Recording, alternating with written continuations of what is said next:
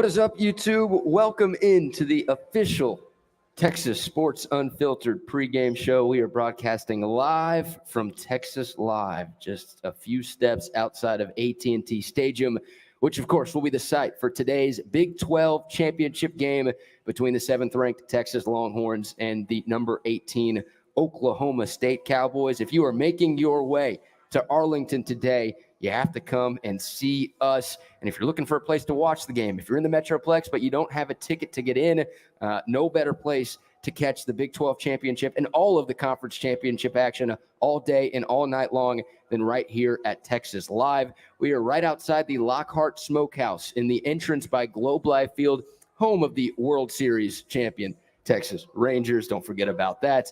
And the Buck and I are here, and we are with you until 10:30, getting you set for the Big 12 championship game. Of course, it's the Longhorns' first appearance in the conference title game since 2018, and Texas is trying to win its first Big 12 championship since 2009. Buck, we are thrilled to be here. A great scene at Texas Live. This place is just about to open its doors. It's going to be a madhouse in here, and it will be a madhouse at AT&T Stadium here in a couple of hours. There will be some form of orange hanging around here today. It's everywhere. I left the hotel this morning, and just on the walk up, people are going for their morning jogs and walks and everything. They're burnt orange, nasty orange. They've just got orange all over the place. But what a great day actually for a football game indoors. It really is. It'd be a great day if it was an outdoor game, but you know, AT&T Center is just a magnificent place to attend, especially when it comes to numbers. I mean, that place will be packed today. It really will be. Absolutely. Yeah, the Big 12 earlier this week announced that it will be a sellout inside AT&T Stadium.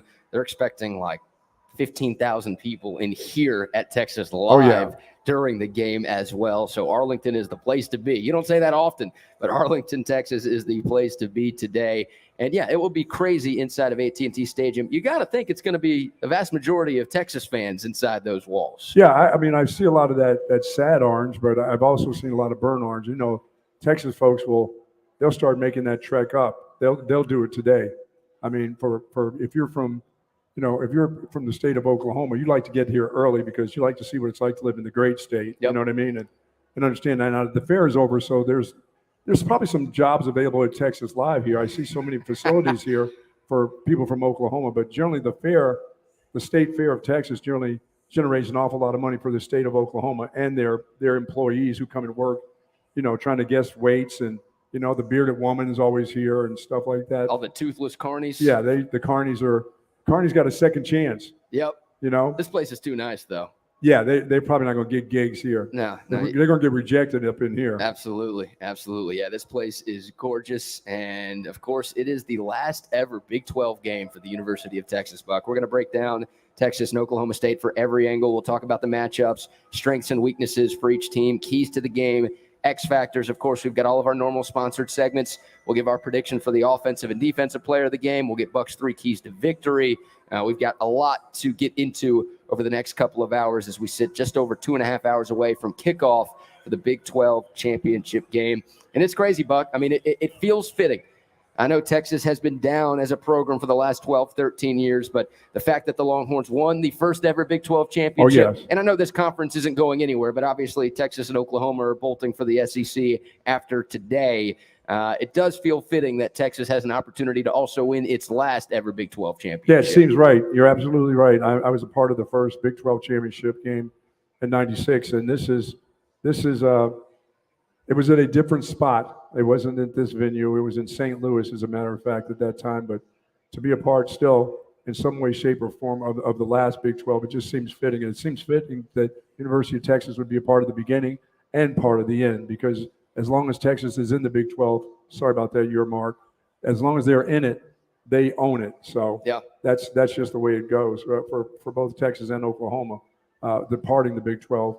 This is going to be, the Big 12 is going to miss Texas and Oklahoma. They truly are.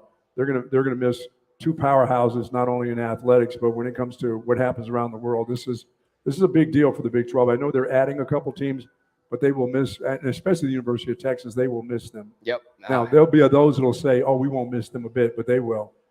They actually will. So oh, yeah. I think this is a glorious day. I think it's going to be a fantastic game for the University of Texas.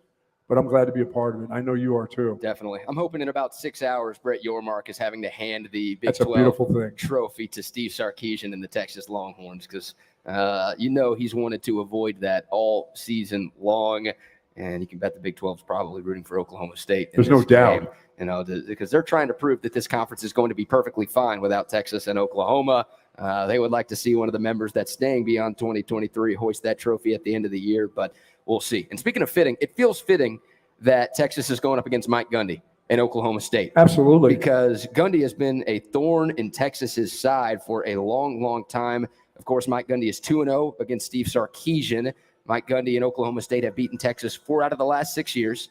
They've beaten Texas 6 out of the last 8 years, and they've won 9 of 13 against the Longhorns. So, back in the Mac Brown heyday when VY was here, when Colt was here, Texas didn't have a whole lot of problems with Oklahoma State, but it's kind of been a microcosm for the Texas football program over the last decade plus. They've struggled against a lot of teams, but they've really struggled against Okie Lights.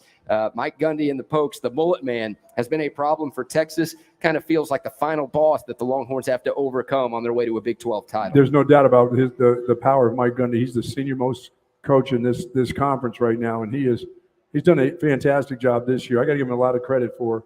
This is not his best team, but I'll tell you what, it looks like he's got this team together just at the right time. Both teams are playing some of their best football right now, and it's fitting that they do. And for Texas, it's been a kind of a little bit of a roller coaster, but for Oklahoma State, BK, it's been like a tale of 3 different seasons.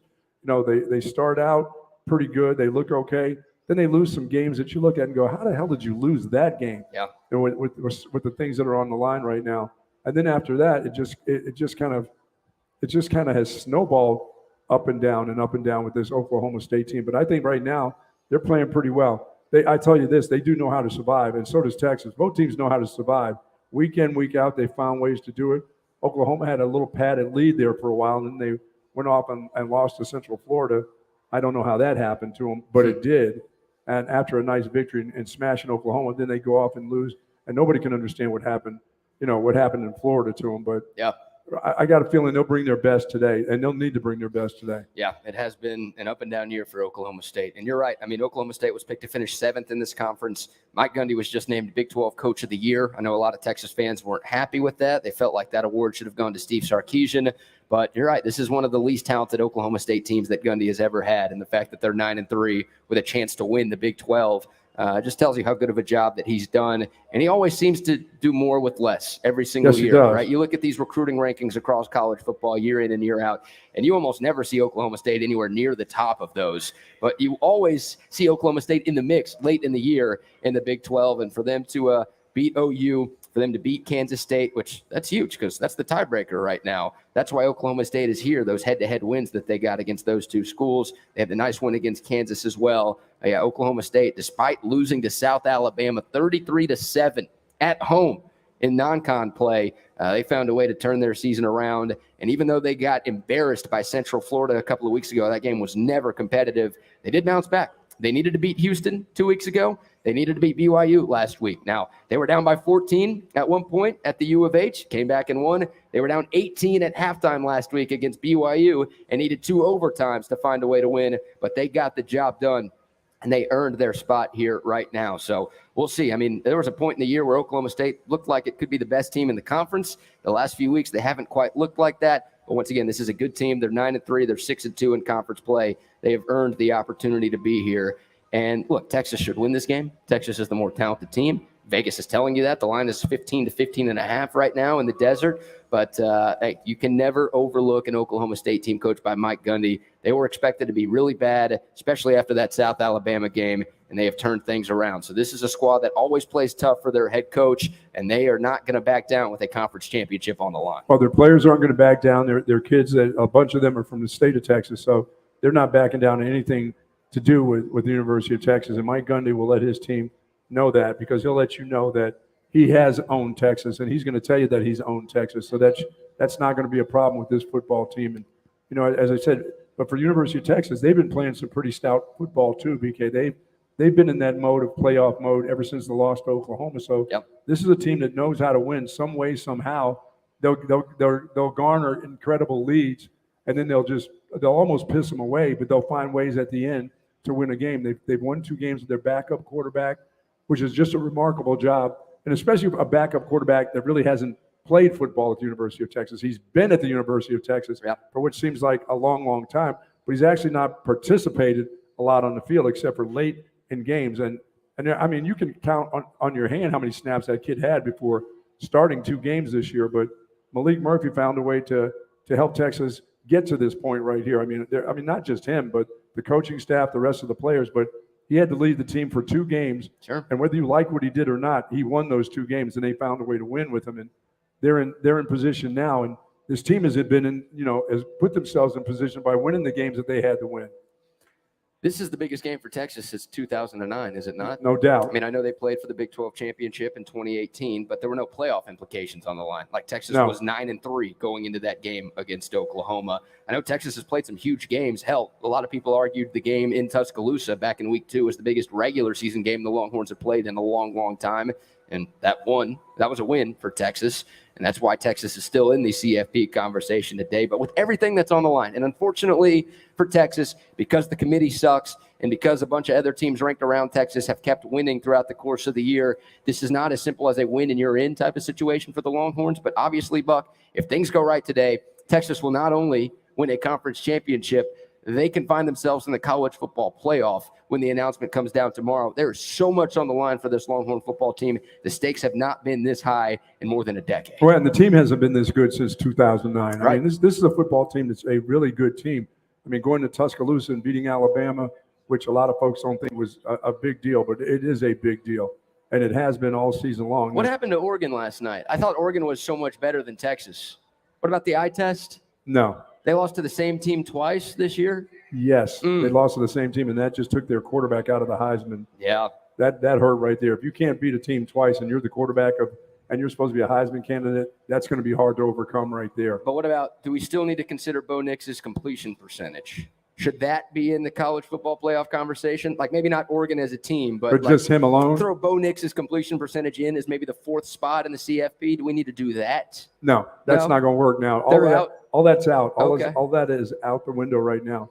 And for Texas, the main goal was to win a Big 12 conference championship, and they're here now. I mean, there's nothing else for them to do but win this football game. And then, I mean, you can win it by as much as you want. That'd be nice, but you also want to take that ring with you. You want to be able to say, I've got a ring for winning the Big 12 conference championship on my way out. Yep. We did it to come in. We're going to do it on the way out. And they talked about this. This is something Steve Sarkeesian and his staff talked about, is winning this. They didn't know whether they had a good enough team to play in the college football playoffs, but it's built towards that way now. I mean, they've worked hard enough to get it that way, and they've won some tough ball games to get it that way. But the first things first is to win this championship today and be prepared and not be thinking ahead. I mean, it's hard to think ahead when a team has kind of owned you a little bit. Yeah.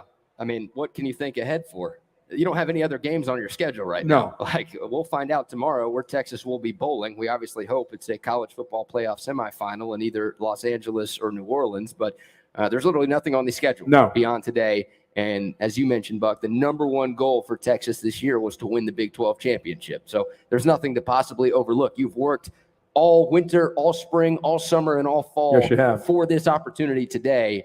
And, Texas has to be ready to take it. Here's Steve Sarkeesian. We'll play plenty of Sark audio throughout the course of today's show.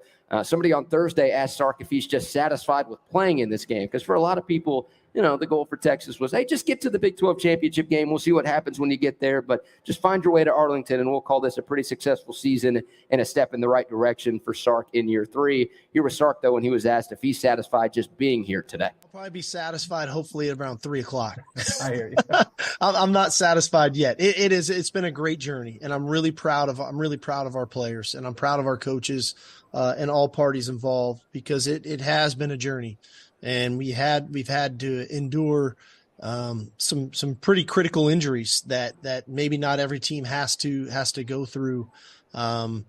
We've had to endure some really tight games, and we learned about ourselves, and we learned about kind of the makeup of this team. And so the fact that we have this opportunity now Saturday to play for a championship, I'm happy for our players and our staff, because I know how much work that they've put in. I wouldn't go with satisfied yet. If we're fortunate enough to find a way to win the game Saturday,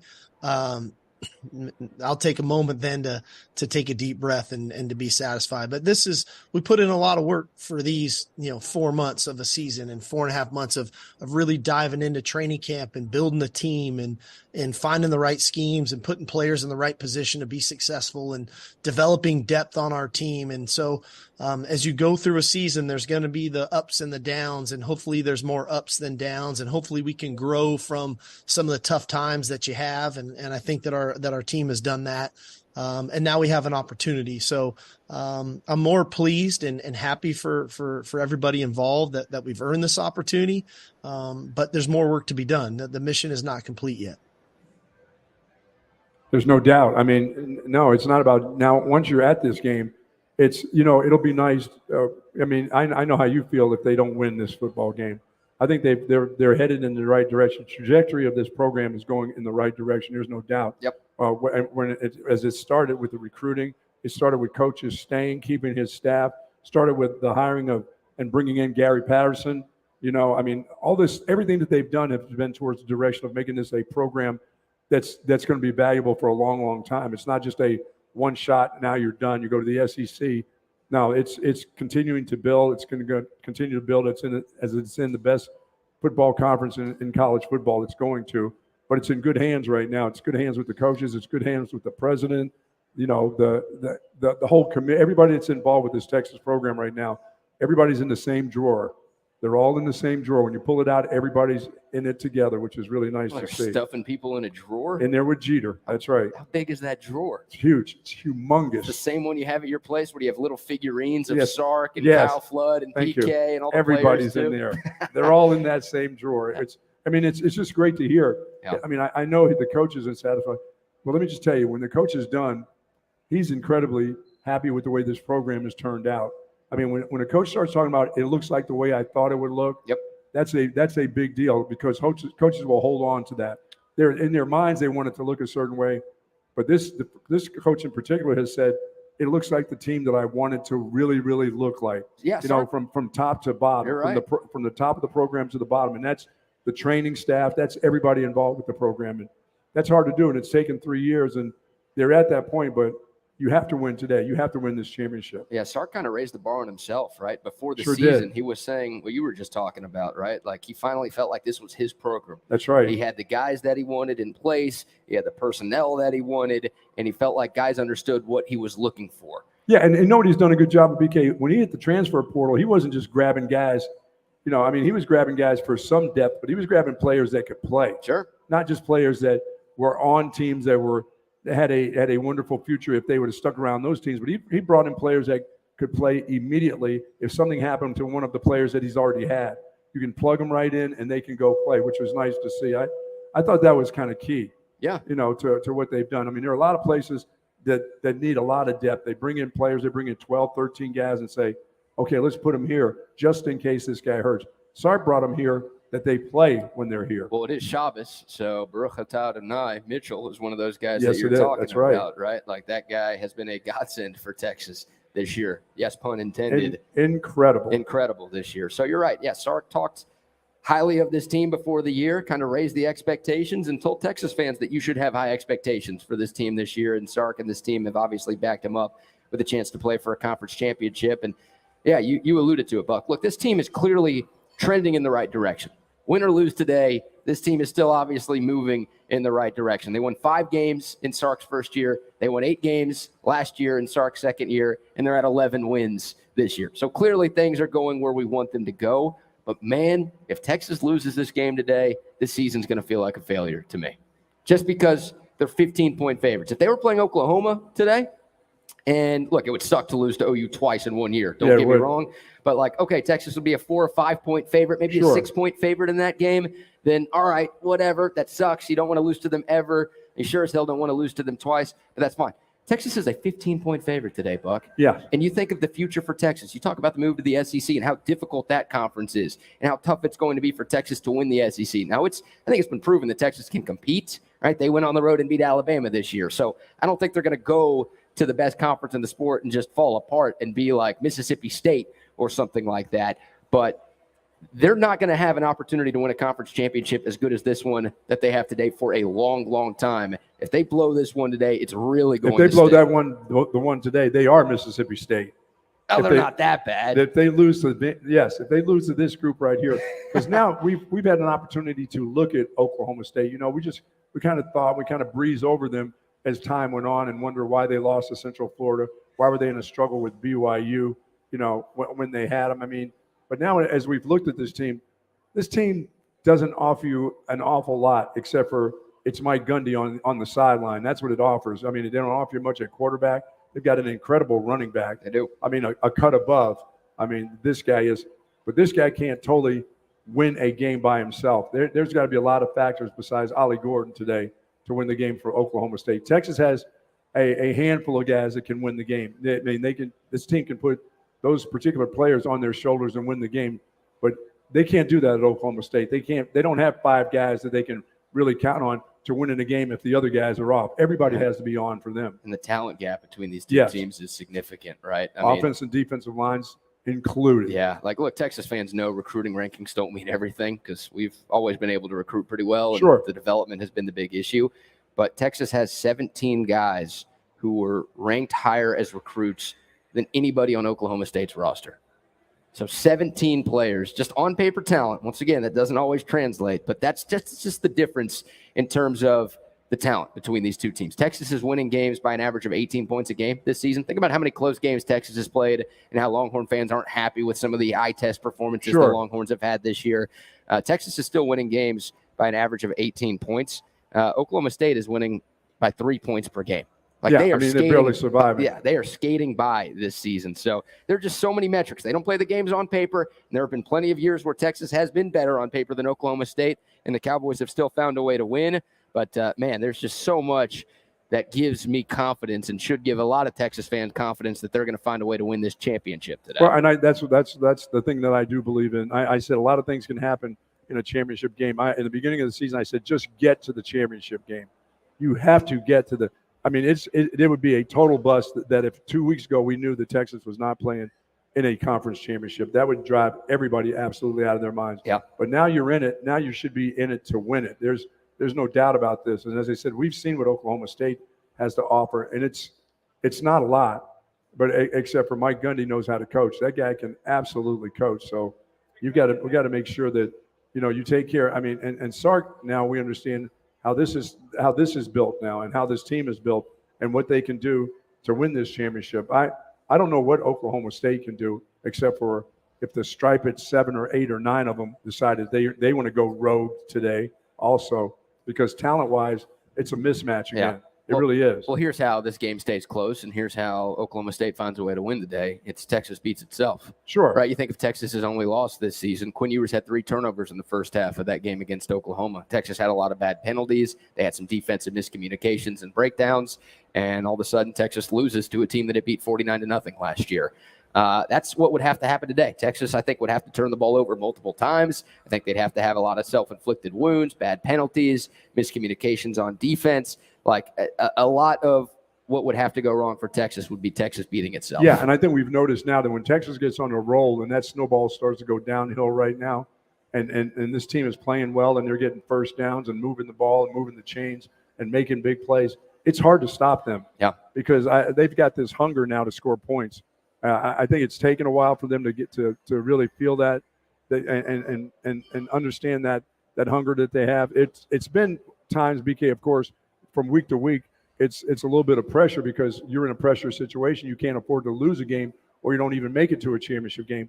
But now it's almost a hunger that we need to score some points. We need to put points on the board, and it feels good putting points on the board. So I think that will continue today too. Yeah, well, it's the last opportunity you have to impress the College Football Playoff Committee, right? Of course, you're playing for a Big 12 title, but you're also trying to find your way into the Final Four. So, a chance to bolster the resume one last time. Look, Texas, in one sense, they're fortunate that they're playing somebody that they're favored to beat by 15. In another sense, they're unfortunate because they're playing a team that's ranked pretty low, right? You look at the other teams fighting for playoff spots. Well, the Pac-12 title game last night was 3 versus 5.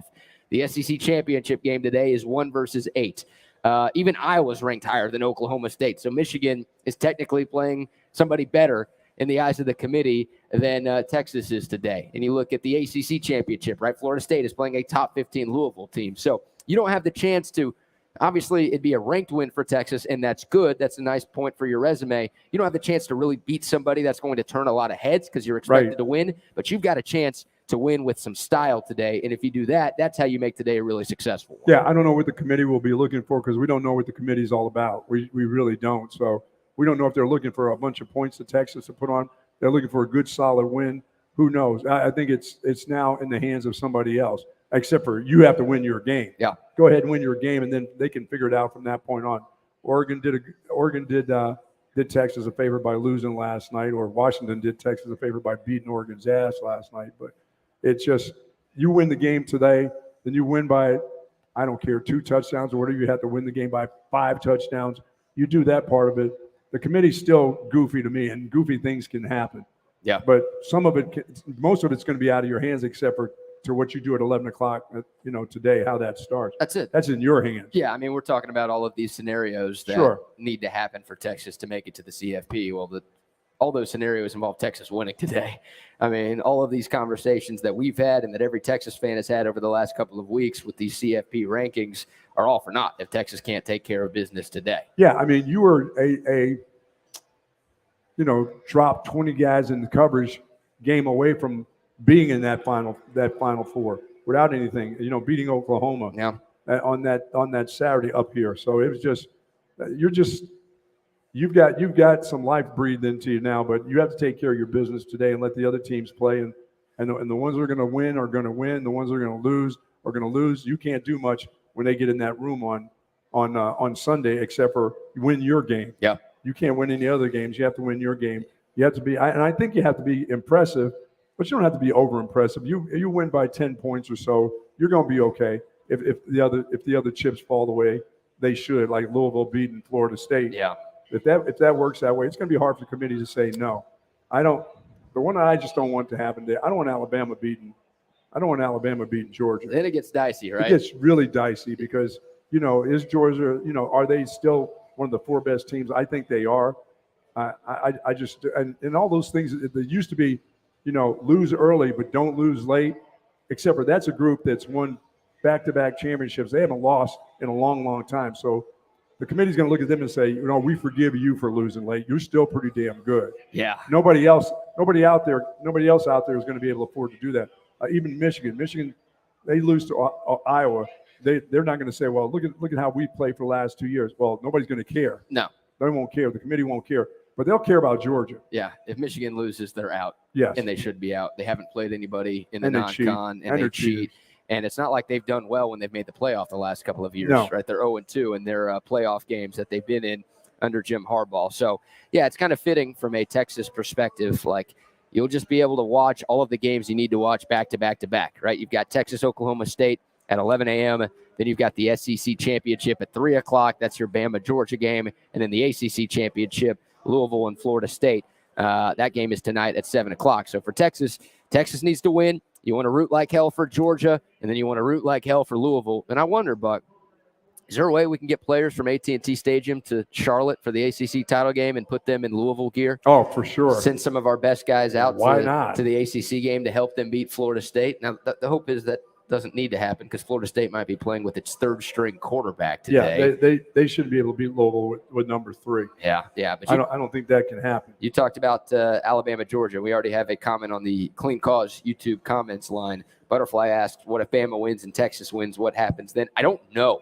That's why I don't want that to happen. No. Right? Like all year long, we've been rooting for Bama to win because it made Texas's win look better. All right, if Alabama was 8-4 right now, good one. Some of you idiots thought they were going to be like 6-6 this year. If they were bad, then okay, Texas would not be in a great spot college football playoff wise. But we've been rooting for Alabama all year. Today, you don't root for Alabama because then it becomes interesting. Yeah. Now, what happens? Would that move?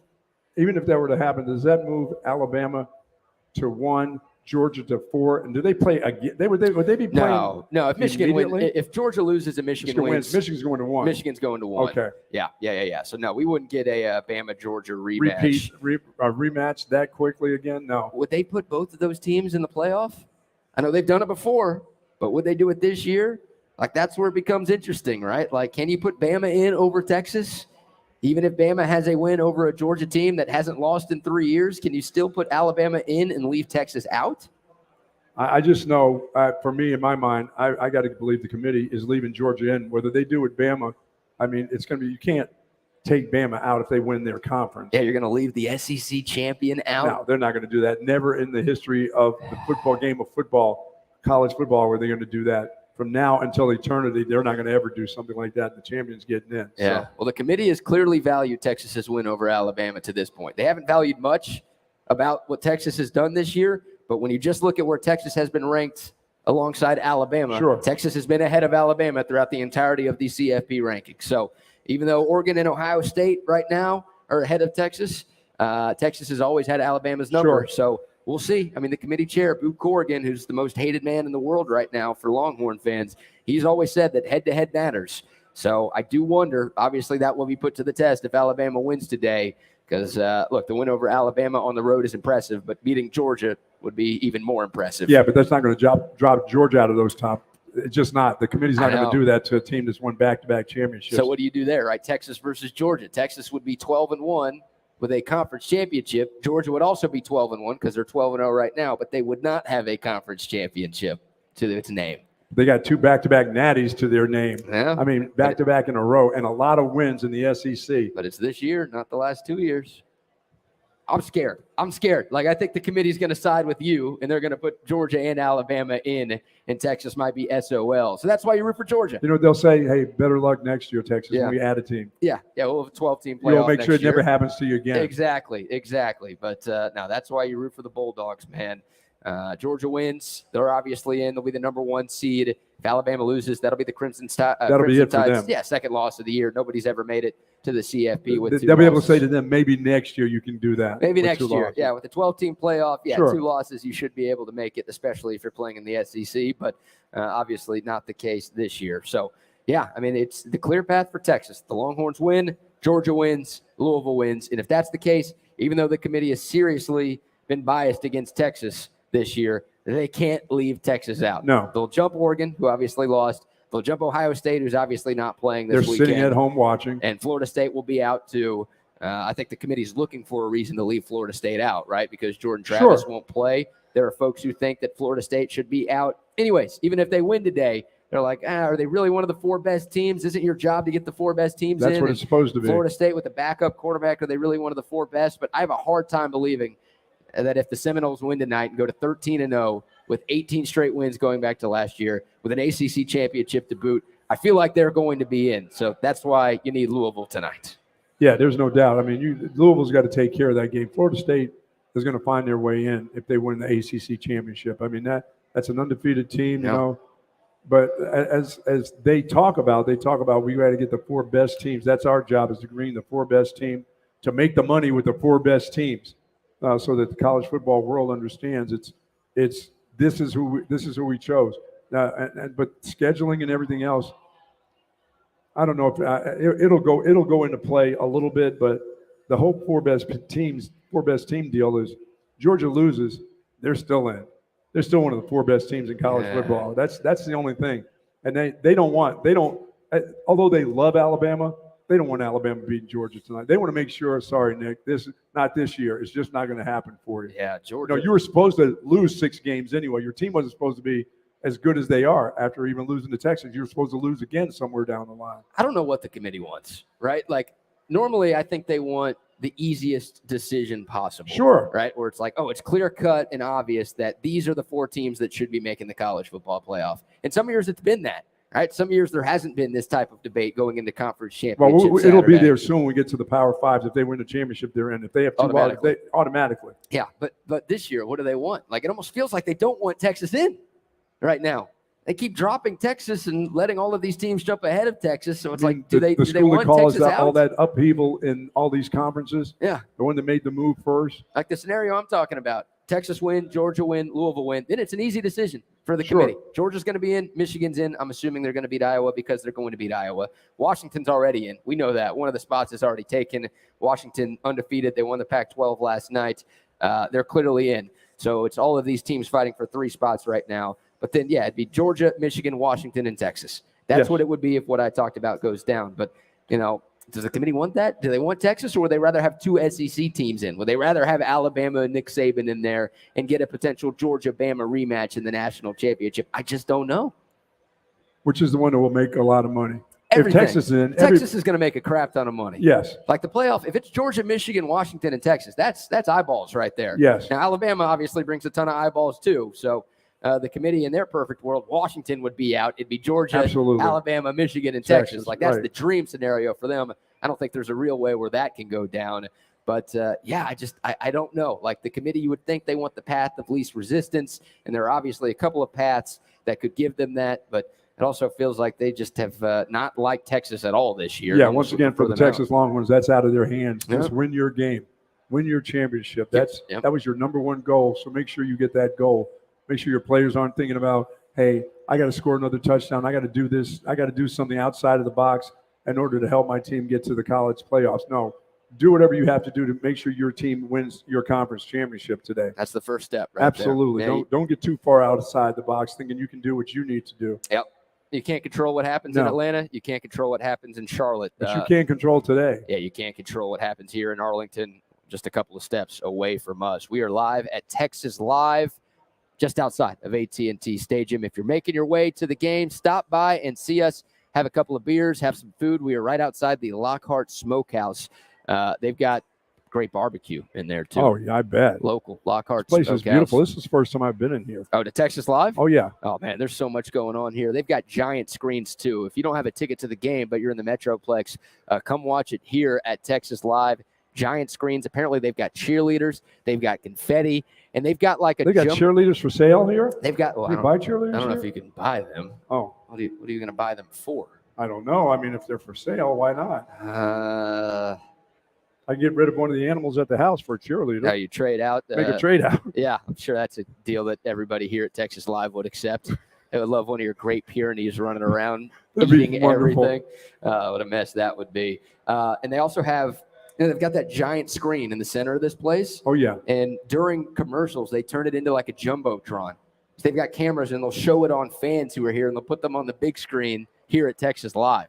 Oh, the Kiss Cam and the whole works? Maybe the Kiss Cam, the Flex Cam. Yeah. The Simba Cam, where you throw the little kid up on top of your shoulders. You know what I'm talking about? They don't have any tossing in here, like where they're tossing. Like salads?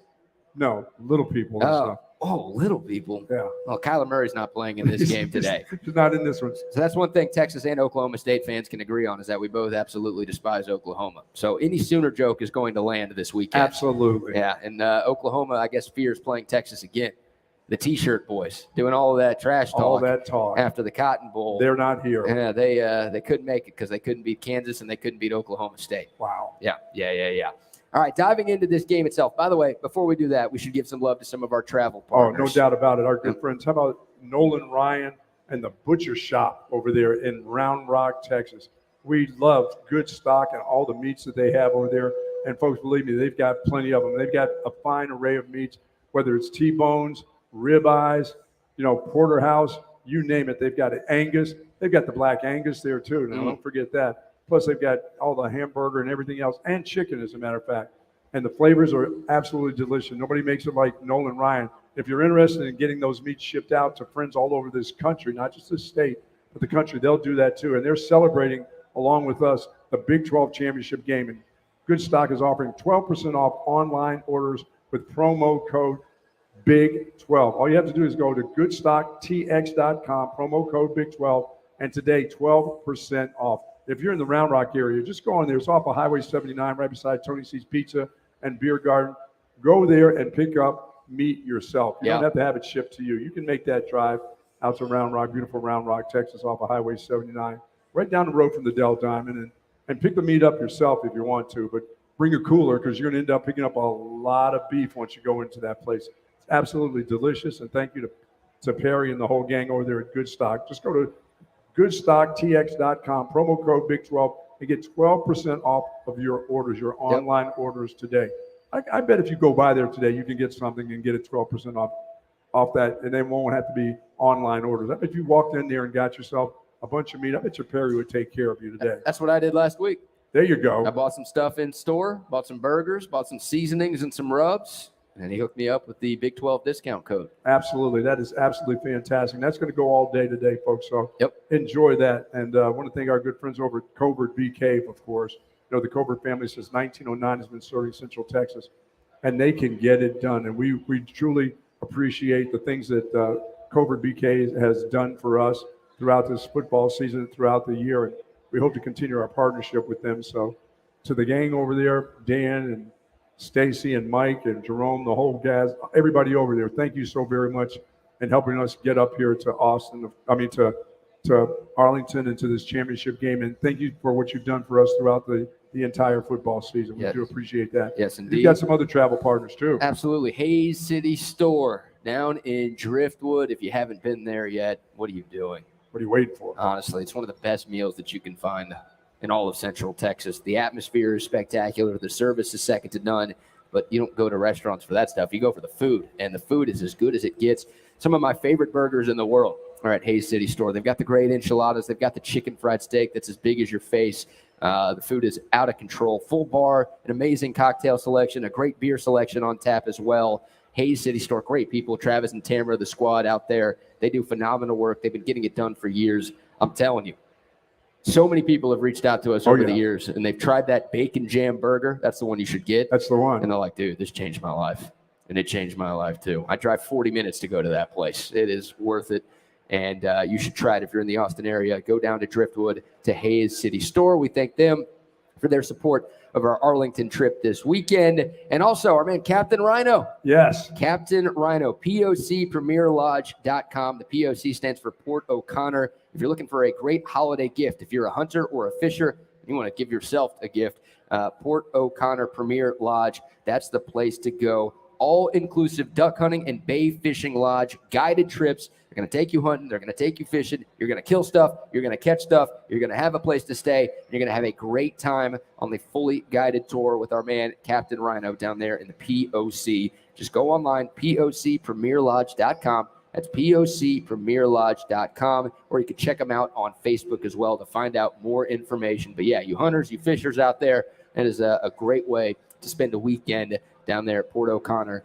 Thanks to all of our great Captain. Travel partners. And yeah, Captain Rhino, appreciate him. It's all right for him to name himself the captain. That's good. Yeah, he can. He's not flying any planes. He's not flying any planes. No. That's good. You know, can Harrison Ford name himself the captain? No, he cannot. With the way he flies planes? No. That guy sucks. He should be co-pilot. That guy sucks at flying. He's not good at it. I don't know why they still let that dude get in an airplane at all. He should be on a no-fly list. They shouldn't even allow him to be on the plane, let alone the guy who's flying the plane. So shout out to everybody who has made this thing possible. We had a great time at Boomer Jacks yesterday. We're having a great time. What a nice spot that was yesterday. Yep, and having a great time at Texas Live this morning. We hope to see all of you here this morning. We're on until 10:30. All right, Buck, back into this game itself, Texas and Oklahoma State. We'll do strengths and weaknesses here. We still got to get to our offensive player of the game, our defensive player of the game, and a lot of our sponsored bits. But strengths and weaknesses, when you watch this Oklahoma State, I don't know what that means, this Oklahoma State team play, what's the strength? What stands out to you the most? And if they're able to make this game competitive today, it's going to be because of what? Well, it's going to be because of Ollie Gordon. That's what it's going to be because of. If that guy gets off, that's a problem for Texas. As good as Texas is against the run, don't let that guy get momentum going because he can have a field day and he can continue to have a field day. They're going to give it to him a lot. They're going to give it to him often. They're going to give it to him late. I don't know. Mike Gundy will figure it out after about the fourth series when they stuff him a couple times that we're going to have to try to do something else. But he'll be back to it. He won't give up on it. He hasn't given up on that kid all year long. And he's got 25, 30 carries in games. And that, don't think that they won't give it to him 40 times because there's a lot in between right now for them. They'll be in a bowl game somewhere, but there's a lot of resting period in between this game and the next time they play football. So they may saddle that dude up 45 times in this football game. Yeah. And you can't let him have a lot of success. That's paramount for both sides. It's paramount for Texas to stop Ollie Gordon. It's also paramount for Oklahoma State to make sure that he gets enough carries. He can't come in here and get 15 carries and call it a day. If he gets 15 carries and they call it a day, that means he's rushed for 270. You know what I'm saying? If his 15 carries equals that means there's some long There's some long distance because they don't want to throw the ball. They don't want to have to attempt with this quarterback and these wide receivers to throw the ball against Texas and this Texas front line. So they don't want to do that. And also the strength of that defense is their linebackers. Yeah. Their secondary is not their strength. And I think Texas will do itself a favor by going and attacking this secondary and attacking it quickly. I mean, there's running to set up the pass. No, set up the run by throwing the ball against this team today. Yeah, I think there are a lot of differentiators between Texas and Oklahoma State. And we've talked about the talent gap earlier in this broadcast. I think the biggest difference in players, Quinn Ewers versus Alan Bowman. Sure. Like, Alan Bowman's just not that good. I mean, 10 touchdowns to 11 interceptions this year. He's 15th in the conference in completion percentage. He's 15th in the conference in yards per attempt. He's been a turnover machine, as I mentioned. Like, he's been bad this year for Oklahoma State, and Quinn Ewers has been solid. Obviously, the Oklahoma game didn't go well, but outside of that, even coming off of injury, he's been really smart with the football, and he's made a lot of big plays for this Texas team. So, yeah, I think every Texas fan has a lot of confidence in this passing game. A lot of it has to do with the O-line play recently. Absolutely. Obviously, a lot of it has to do with Xavier Worthy and A.D. Mitchell and Jatavion Sanders and some of the other weapons, Jordan Whittington as well, that Texas has. The run game. On the outside. But the passing game in particular, Oklahoma State does not feel good about its passing game right now, and I don't think they should. So, yeah, I mean, they want to ride Ollie Gordon. And, look, I'm fine with Ollie Gordon getting 40 carries if those 40 carries go for like 95 yards. Oh, yeah, 40 carries is wonderful. I mean, you know, if he ends up with 102 or something like that. But 15 carries and the guy ends up with 260, that's a scary one. That's the one that's you know that's going to hurt you right there. If he has 260 on 15 carries, he's going to have way more than 15 carries. They're going to keep giving him the football. They're not going to throw the ball once in this game if he's able to average like 15 yards a carry, whatever the hell that would be. That ain't happening. You're not worried about that happening against this defense, No, are you? I'm not. I'm worried that if he gets to a certain point, BK, where he's averaging 7 a clip, or between 5 and 7 yards. Are you worried about that? I said I would worry about that. That's what I don't want to see. I don't want that to happen. I'm not worried about that at all. Well, it hasn't happened all season long for anybody that's tried to run against this Texas defense. But this is not the day to see it happen. Right. But this is the player that if it does, it could happen. This is the guy. As I said, this dude is a cut above anything that we've seen so far in the Big 12 this year. Now, we've seen some pretty good running backs, but this guy kind of stands alone when it comes to great runners in this conference. And there's been some great runners over the last couple of years. And even this year itself, there's been some really tremendous runners in the Big 12. But this guy's a little bit different. Yeah. He just is. I mean, as I said, I look at some of the runners that have been around the Big 12 over the last couple of years. I mean, from Bijan Robinson to Brooks to Texas Tech guys. I mean, you look at them. You look at the studs that have been in here. Ollie Gordon is that guy. He's not in the Bijan Robinson mold of size-wise, but when you got a big back and can do all the things that you see Bijan Robinson do, that's scary.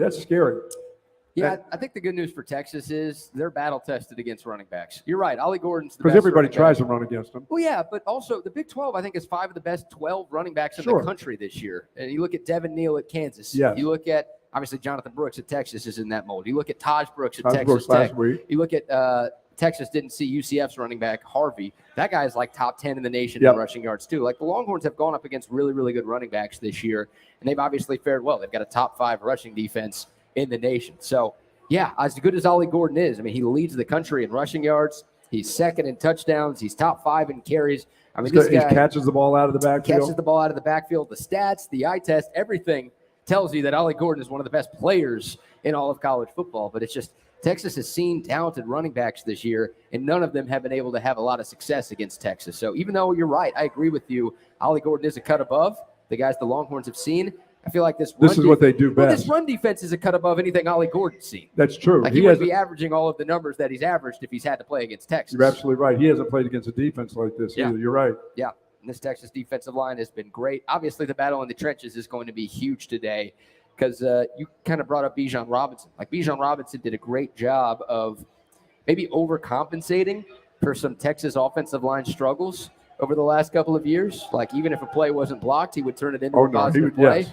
Ollie Gordon can do that too. But the good news is, Texas is not going up against a great offensive line with Oklahoma State. So with Sweat and Murphy being the 2 highest graded interior D linemen in the nation this year, that's advantage Texas. Yeah, I mean, they're going up very similar to what you saw at Tech last week.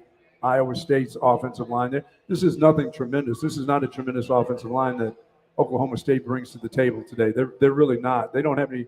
They don't have draft choices, BK, that are on this offensive line. They don't have 2 and 3 guys that are NFL bound. They really don't. They've got some nice journeymen. They do a good job. But Ollie Gordon makes a lot of things happen himself. He's that like Bijan. He can make a lot of things just happen. And once he's in the clear, he's gone. Yeah. Because he's a big man with big time speed too. So, and as you said, they haven't played against anybody like this. This will be different for this offensive line. I mean, he does have to have some holes. I mean, he can't make them all. He's not gonna bore his way through 3 guys that are going to be sitting in the gap with Sweat and guys like that. Yeah. You know, it's going to be tough. It'll be tough. This will be tough sledding for him. And you know, as we learned yesterday, he gets a little frustrated too now. He gets frustrated. He gets mad. Yeah, he does. Yeah, he gets upset. He gets that stuff mentally, and that's why they continue to give it to him. You know, they don't want a mad Ollie. You don't want a mad Ollie Gordon. You want him kind of satisfied, but I think he'll be frustrated today. I think he'll be pretty frustrated in what's going on. That's the key matchup, is it not? Yes, I mean, it Ollie is. Gordon averages over 6 yards a carry. The Texas run defense gives up less than 3 yards a carry. So it's all about first downs. I mean, to Yep. me anyway, because you want to put this quarterback in a situation where it's, you know, 3rd and 8, 3rd and 7. You know, we don't want a lot of 3rd and 1s and 3rd and 2s because they'll just turn around and hand it off to this dude. They don't care. They don't want to throw it. They don't even want to throw it. And when they do throw it, that's what they throw it, 2 yards. yeah.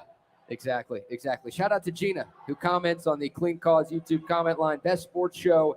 It's a great day to win a Big 12 championship. Absolutely. We agree. Shout out to our guy Noe as well. Thank you, TSU, for all you do. Thank you to all of you for allowing us to do what we do. We always appreciate y'all tuning in. Yeah, it is a great day to win a conference championship today. Certainly is. It is indeed. All right. Hey, you're up here in championship. You're in the championship area, Oh, yeah. right?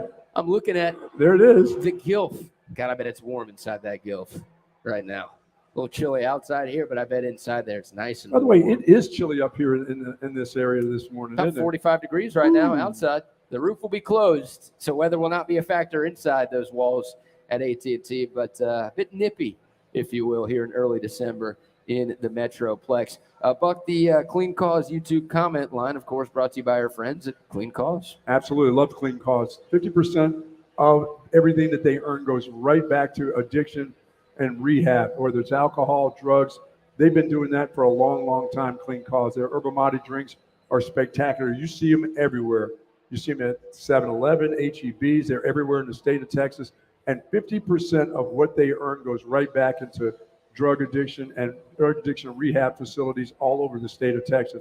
And I want to thank those folks for doing that. Thank those folks for being a part of what we do, too, at Clean Cause. Absolutely. We thank them very much. We thank all of you for reaching out to us on the Clean Cause YouTube comment line. And also shout out to our Coda text line, 512-222-9328. If you're listening on the app and you want to chime in, let us know. How's that app buzzing these days? Doing good? The new app looks great, man. Because we've been into some different spots here over the last couple of days. Yep. Sounding good, huh? Absolutely. All right, keep the text and the comments coming here. So that's the strength for Oklahoma State. What about the weakness for the Pokes, Buck? Their secondary is not good. And some would say, well, neither is yours. I mean, okay, that's fair. Yeah, that is fair. That's fair. Yep. But they have not seen an offense that's going to throw the ball, and they've not seen this kind of talented receivers because they don't practice against them because they don't have them on their team. I mean, that's not a huge knock against them. It just is what it is. Texas has first-round draft choice kind of wide receivers right now, and so they practice against this. So at least this secondary gets to practice against guys that are pretty daggum good. Yeah. I don't know what their secondary has to practice against besides Presley. That's about it. You know, so we'll see. I see Sark understanding who he has to attack, and I see this offense not wasting a lot of time going after those guys right now in that secondary. Yep. Yeah, Oklahoma State in conference-only games this year has the worst pass defense in the Big 12. They rank 14 out of 14 teams. So as much as we've complained about Texas's secondary at times this year, Oklahoma State's has been worse, and they're also very prone to giving up the explosive play as well. So, man, Quinn Ewers, the deep ball, obviously been a point of contention over the last couple of years. I think of that Alabama game and just how accurate he was taking those shots down the field. And I also think about how aggressive Steve Sarkeesian and the coaching staff was in that game in Tuscaloosa. I'd love to see that because OSU is susceptible to give up a couple of those. Now, you don't want to get careless or reckless with it to where you're trying a deep shot every time you have the football. But there should be a couple of opportunities where Texas gets one-on-one on the outside, and with Xavier Worthy's speed, with A.D. Mitchell's speed, and just their abilities, that could be a big opportunity for Texas to have some huge plays that really knock Oklahoma State out early today. Yeah, and I see that, and I think I agree with you 100% on the word early. I think they go after them early. I know you get into football games and you'll say, well, why are you throwing the first 3 downs, or what are you doing? Establish some run game. Yeah. You have a bunch of quarters to establish your run game, but what you want to do is establish your dominance, and your dominance can be throwing the football. If that's what you're going to dominate in doing, throw it all over the place. If they can't cover you, just throw it. Sure. Go ahead. There's nothing wrong with explosive, quick hit touchdowns. I've never been against that. No. I just like to score. So, whether you do it methodically down the field, and use up time or whatever, this game won't be about using up time. This will be about scoring touchdowns today, I believe. So, and if you can score touchdowns on the secondary, do so. Yeah. And look, Oklahoma State's run defense is not that great either. No. I think they're 8th in the conference in rush defense in Big 12 games. So you should, even though Jonathan Brooks is not a part of things, you should be able to run the ball pretty well against this group too. Yes. And look, the Texas run game hasn't really missed a beat. Like, no disrespect to John Brooks. We know how damn good he is. He was in the Doak Walker conversation before he went down with that ACL injury. But C.J. Baxter, 100-plus against Iowa State. Jaden Blue last week, 100-plus against Texas Tech. The Longhorns as a team ran it for 300 yards. So it feels like this offense, they're coming off their best output of the year, scoring 57. It feels like just about everything is clicking for that group. Yeah, C.J. Baxter's been thrown right into the fire, and well, he should be. He's one of the best backs in the coming out of high school all over the whole world. He just was one of the best guys. And if you watch him now as he's developing and getting more experience, if you watch him in blitz pickup, he understands who he has. He attacks that defender, and he's not shying away from contact. Now, when he gets contact, that's when we're all holding our breaths. Is he gonna get up and go back, or is he gonna go to the sideline? And as I said, as time goes on, BK, he'll understand about taking hits, how to dish out the punishment instead of taking the punishment. But one thing he has not shied away from is contact when it comes to blitz pickup, because he understands this. In Sark's offense, if you can't pick up the blitz as a running back, you're probably not going to get the play. He won't play. No, because he can't telegraph when you come out of the game that, okay, we're going to throw because we got to have a better guy protected. No, you both had to do that. Blues had to do the same thing. He's had to go there and throw his little body in there too. Now, he's not the best at doing that, because he's a 190-pounder, probably 5'9", 190 pounds, but he does understand he has to make contact with the defender. He can't just lay the guy and say, okay, you just go ahead. You hit my quarterback. Yeah. They understand that. I think they all understand that, to the point of, okay, I can't just be a runner at Texas. Not in this offense. I've got to protect the quarterback, because we still want to throw the ball down the field, and we don't want to let everybody know what we're doing by taking you out of the game. Yep. So I think they've done a really good job. That's the part I think surprises me more about these young guys than anything. When I coach running backs, that's just a must. I didn't look at guys in high school that shied away from contact when it came to the throwing game, because I knew when I worked for John Magovic, we were going to be throwing the football, and it wasn't just about running the ball. We're going to throw the ball, so you had to be really good coming out of high school at that. Or you at least had to be a willing participant. Right. You know what I'm saying? You got to get in front of somebody. Dude, there are a lot of kids come out of high school that aren't willing participants. They get to be sophomores in college, and you're still trying to talk to them about pass protection. Well, by about that time, somebody else has come around the block that will do that, and you just kind of move on. Yeah. You can't spend time. But it's good to see those guys develop into all-around backs right now. And I like the way they run the ball. They're two different styles. I like Baxter because I like a guy who can fall for 3. You know what I'm saying? They can move a pile that's 218. Just a mere 218 pounds, almost 6'2". C.J. Baxter has lost some weight since yesterday. Yes, he has lost a little weight. And then when you look at Blue, this young guy is not a 160-pound runner. This guy's 190-some pounds, and only to get bigger as he gets a little bit older too. So this is a guy who's a thumper too, but he's got that legitimate speed that, if you give him a crease, he's gone. You're not catching up to him. Yep. And we understand that C.J. Baxter also has that kind of speed. But he's all arms and legs going through the hole. He's a little bit like Ollie Gordon. I mean, he's the guy that can develop into a guy that looks a lot like Ollie Gordon. Yeah, sure. I like that. When folks see Ollie Gordon today, you're going to see a guy go through the holes, and he's not going to look like Eric Dickerson until he gets out in the open. He's going to look like a big version of Eric Dickerson running. That's how smooth, and he can just absolutely fly. But when he goes through the holes, it's elbows and you-know-what holes going through the line. I mean, everything's shaking and moving. And you-know-what holes. Yeah, I mean, that's – assholes? Yeah, absolutely. What'd you call them? Elbows and a-holes going through the line. That's how he runs. Yeah. I mean, he's like Benny Malone that used to play for the Miami Dolphins, running like a man falling down a flight of steps. I mean, he just goes. There will be some a-holes on the field, but there won't be holes for Ollie Gordon to run through today. No. Oh. He makes them. I mean, his elbows and everything when he's moving, I mean, he just does. And he knows how to take hits, but he also knows how to dish out punishment too. Yeah. So Longhorn secondary, if he gets to that level, better be sure that you're ready to tackle. Right. Absolutely. All right. Feels like a good segue to the offensive player of the game, since we were talking about the two Texas running backs. And I will say this, one quick thought on that. I think competition breeds excellence. Yes. And I think the fact that this running back room is as loaded as it is, and think about next year, right? We assume Jonathan Brooks is coming back. I assume that too. CJ Baxter hopefully comes back. Jaden Blue hopefully comes back. Like, those guys have to come back to college somewhere. And then Jarrett Gibson coming in, the high 4-star out of the state of Florida. So competition, like, you've got to be on your P's and Q's if you want to get time as a running back at the University of Texas. And I think that, like, this opportunity for both CJ Baxter and Jaden Blue, they realize, like, they've got to seize the day.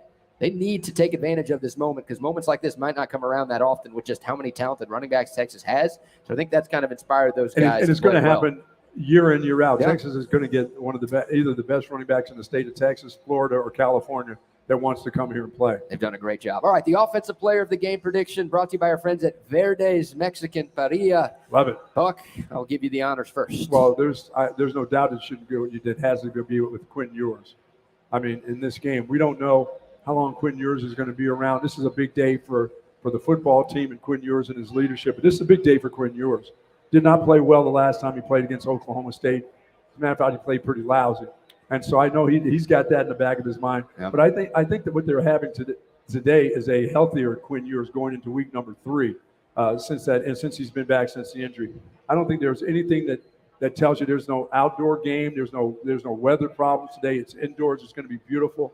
The atmosphere will be great for him. And I think he'll come through today. I think he'll be your offensive MVP. I like that. We've got an Oklahoma fan over there. Must be in the wrong spot. I don't think Oklahoma's playing today. Not today. No. They're watching. Yeah, they fear playing Texas again in the Big 12 championship. I guess that's what the rest of that T-shirt should have said. But I hope they enjoyed those pictures they took after the game at the State Fair earlier. All right, so Quinn Ewers is your pick? Yes. You can't take Jonathan Brooks, No, I can't. I can't take Jonathan Brooks. I'm going to go with Xavier Worthy. I'm a little surprised you're not taking Xavier Worthy, considering you've called a punt return touchdown for Texas today. Well, I think over the last couple of games he could have been. I mean, he was whatever it was. Yeah. Co-MVP. Okay. Yeah, I think X has a big day today. Oklahoma State secondary's weak. We talked about how prone they are to giving up the big play. Xavier Worthy is one of the fastest dudes in all of college football. I think he's going to have a couple of big catches down the field. I think he is going to make an impact in the return game as well. If Oklahoma State's smart, they're going to punt the ball out of bounds, because X has been just rolling on those returns lately. And he'll scoop them on the bounce now. Yeah, he will. But I think, a combination of a receiver and a returner, I think the X-Man has a really, really big day in what is one of his final games as a Texas Longhorn. There's no doubt he's off to the league. He's going to have a big day when it comes to punt returns. Yep. Yeah, I like that. So I'll go with the X-Man. Xavier Worthy is my pick for the offensive player of the game, brought to you by our great friends at Verde's, Buck. Love Verde. Verde's Mexican Parrilla, located on Hamilton Pool Road, right off of 71. Verde's is serving up an extensive menu of all of your favorite traditional Mexican and Tex-Mex favorites. They've got a beautiful indoor dining area that makes for a great date night. They've got the outdoor covered patio. They've got heaters out there and a fireplace out there, too. So even though the weather's cooling down a little bit, you could go enjoy a great meal outside at Verde's. TVs all over the place, too. So if you're looking for a spot to watch the game today or any game all year long, go see our friends at Verde's. They can host your next party. They can cater your next event. The food, Buck, is ridiculous. I'm ridiculous because when I go there, I will absolutely sit at the bar. I don't drink. After 23 years of not drinking, I go there and get double queso, salsa, and 2 How about this? 2 baskets of chips. There you go. Okay. Wait for my to-go order. And I say, take your time with that. I've got to finish all of this before I get home. Salsa, queso, and 2 baskets of chips. Oh, yeah. You don't take that stuff to go? You just eat it I and then eat you it take right the there. rest of the food to go? I love it. You know, you're allowed to take the chips to go, too. I know. I understand. Okay.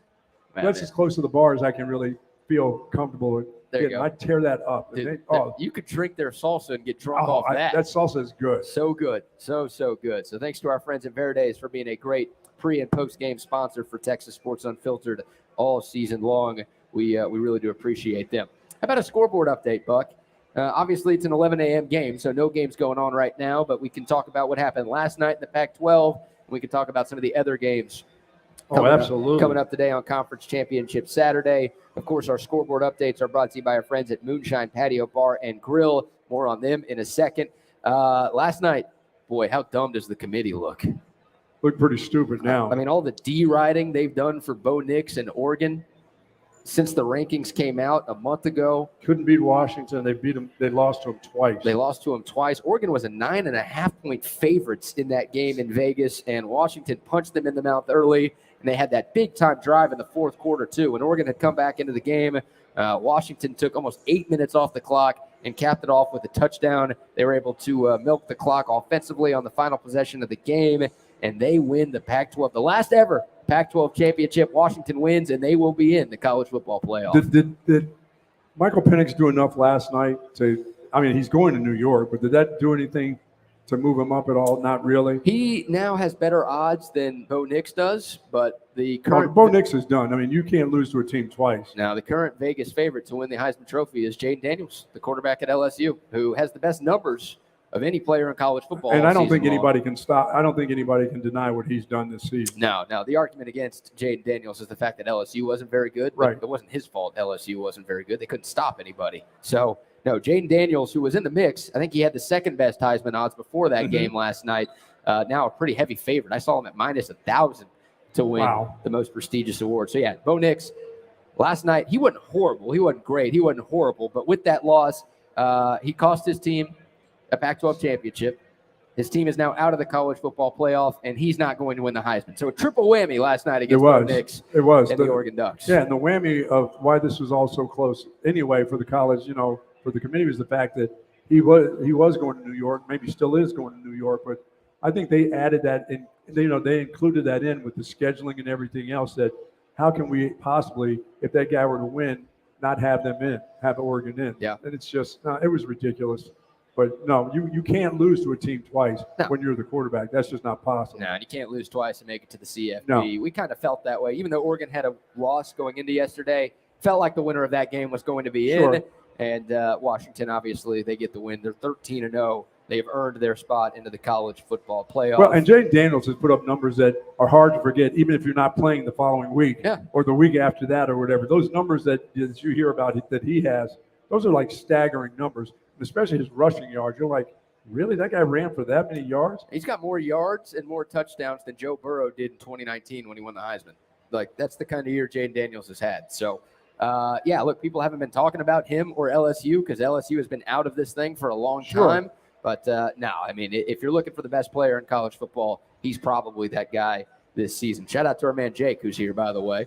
Came out to Boomer Jacks yesterday, said, what's up? Now he's out here at Texas Live. If you're not here, get here, man. Buck and I will be broadcasting for another hour or so, and if you're looking for a place to watch the game, if you do not have a ticket into AT&T, this is the spot. All right, other games today.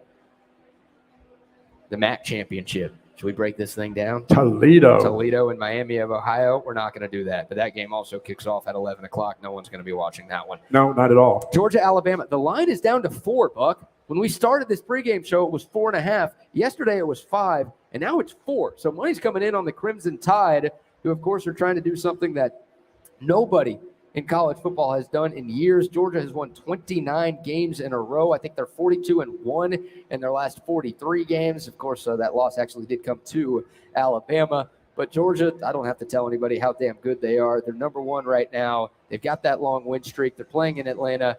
And they're still favored, but only a 4-point favorite. Any chance that Alabama knocks off the Dogs today? Well, Alabama's a different team than when they played Texas and got beat by Texas. Because that game happened 15 years ago, right? Yeah, I mean, well, that's what people, they were supposed to lose 6 games. It's freaking Bama, folks. I mean, they're not going to lose more than 2 games in the course of a football season. And when they lose 2, the whole fan base is in an uproar and ready to fire the coach who's been great forever. So, no, I don't think so. I think Georgia has just enough to win a close ball game. I don't even know if it's a cover. I think it's going to be maybe a field goal game today. Okay. Now, if Georgia gets on a roll and they're offensively, and Brock Bowers is having a field day with that Alabama secondary, but even their secondary has gotten better. Alabama has gotten all around better, not just the quarterback play, but their offense, the run game has gotten a little bit better. The defense and the secondary has gotten a little bit better, and we know they have linebackers. They always do. They can absolutely run. And Georgia, it'll be one of those, if Georgia can get out on them quick and in a hurry, their quarterback, Jay Milroe, will be there late. I mean, he's a guy who can take off and just change the outcome of a game in a matter of seconds. Hell, he threw a 31-yard touchdown pass last week into what should have been prevent defense. They weren't preventing shit.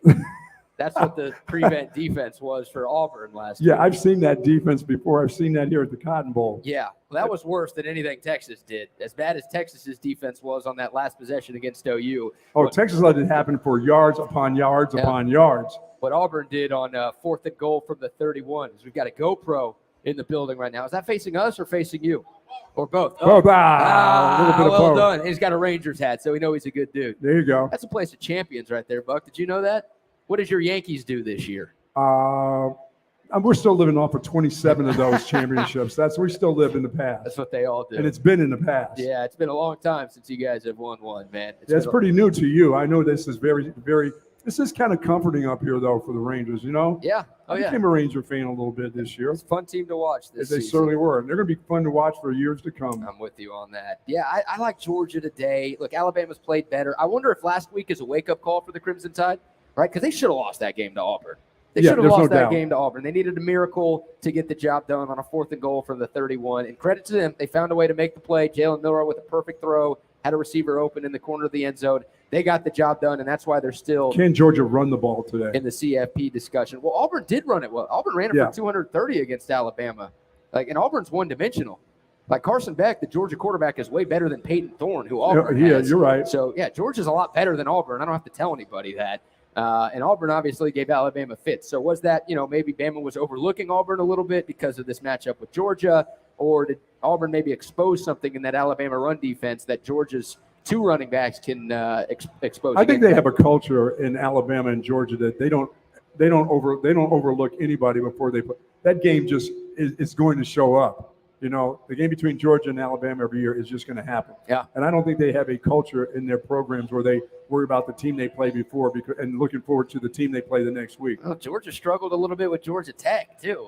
Georgia Tech. Even if you look at Georgia Tech football program, they have gotten better. Look at even Vandy. As bad as Vandy can be. Hold on. Even Vandy. Hold on. Don't be praising Vandy right now. Vandy can beat Oklahoma. Whatever, man. Vandy, you know what else they can beat? Texas Tech. Yeah. Oh, well, anybody can beat Texas Tech. They suck. Vandy can beat Baylor. We know that. Anybody can beat Baylor. I think a high school team. Let's take our shots on the way out. All the high school teams that are playing at Jerry World in the next couple of weeks can beat Baylor this year. They suck. So you're taking Georgia, but you're taking Bama to cover. So I'm taking Georgia. Win? Yeah, I'm taking a field goal win for Georgia today. All right, I like Georgia with the win and the cover, which if you're a Texas fan, you got to root for Georgia. Yeah, there's no doubt. I mean, maybe Texas still gets in if Alabama beats Georgia today, but the clearest path for Texas involves a Georgia win. It's one of my best friends from growing up. He's a big Oklahoma State fan. Michael in the building, and why does he got a horns down? He didn't really truly mean that. Hey, that's 15 yards against your team to start the game right there, brother. They don't do that at Oklahoma State. I thought that was at the one Oklahoma place. I didn't know they all do that. Well, OU's hand sign is the bird. Oh. This is what OU fans do. Oh, okay. And you get the little 5-year-old toothless kid who walks up right to your face and gives you the bird. Oklahoma State fans, a little classier than that. Oh, they're a little bit classier. A little classier than that. But there will be some horns downs, of course, in the stands. The final time a Big 12 team gets to do that against Texas today. All right. I did read where the Bevo was down at the frat house there. Oh, yeah. I wonder if that was Mike's frat that was responsible for And the that. hell, what, Animal House there? Dude, that's a bad bit right there. That's a really bad bit. I mean, some beef, no pun intended, between a couple of fraternities at Oklahoma State, and a few of them, they've been killing animals and leaving them on the front yards of the other house. And somebody, A little different between a turkey and a longhorn, isn't there? chicken or a cat. I don't want to say that's okay, because that's still not okay. You're talking about a longhorn, the fact that they found a dead longhorn on the front yard of a fraternity on the campus of Oklahoma State the week of this I hope Texas somebody game. had that on their ranch and it was already dead, it had died, and they decided, let's make it funny. Yeah. You know? That wasn't funny. No. And Oklahoma State University is not happy about it at all. And No. Look, Texas has plenty of motivation for today. Playing for a conference championship, playing for a spot in the college football playoff, trying to avenge the loss to Oklahoma State last year. This, that, and the other. Texas is going to be juiced up today, but it's maybe a little extra piece of motivation. That's true. Anything helps. And here's how I pay Oklahoma State back today. You know what I'm doing? I'm going to run on the field with scissors and clippers. Oh. And the mullet's coming off. Come on, take it off. The mullet is Somebody coming get behind off. it. You Oh. kill a longhorn, we kill the mullet.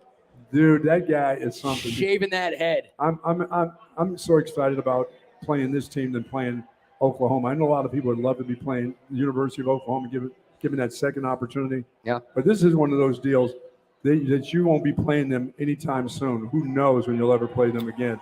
Yeah. And I think you'll see Oklahoma enough. That rivalry will continue. But this rivalry, this is the way you end it right here, playing a team like Oklahoma State and playing Mike Gundy.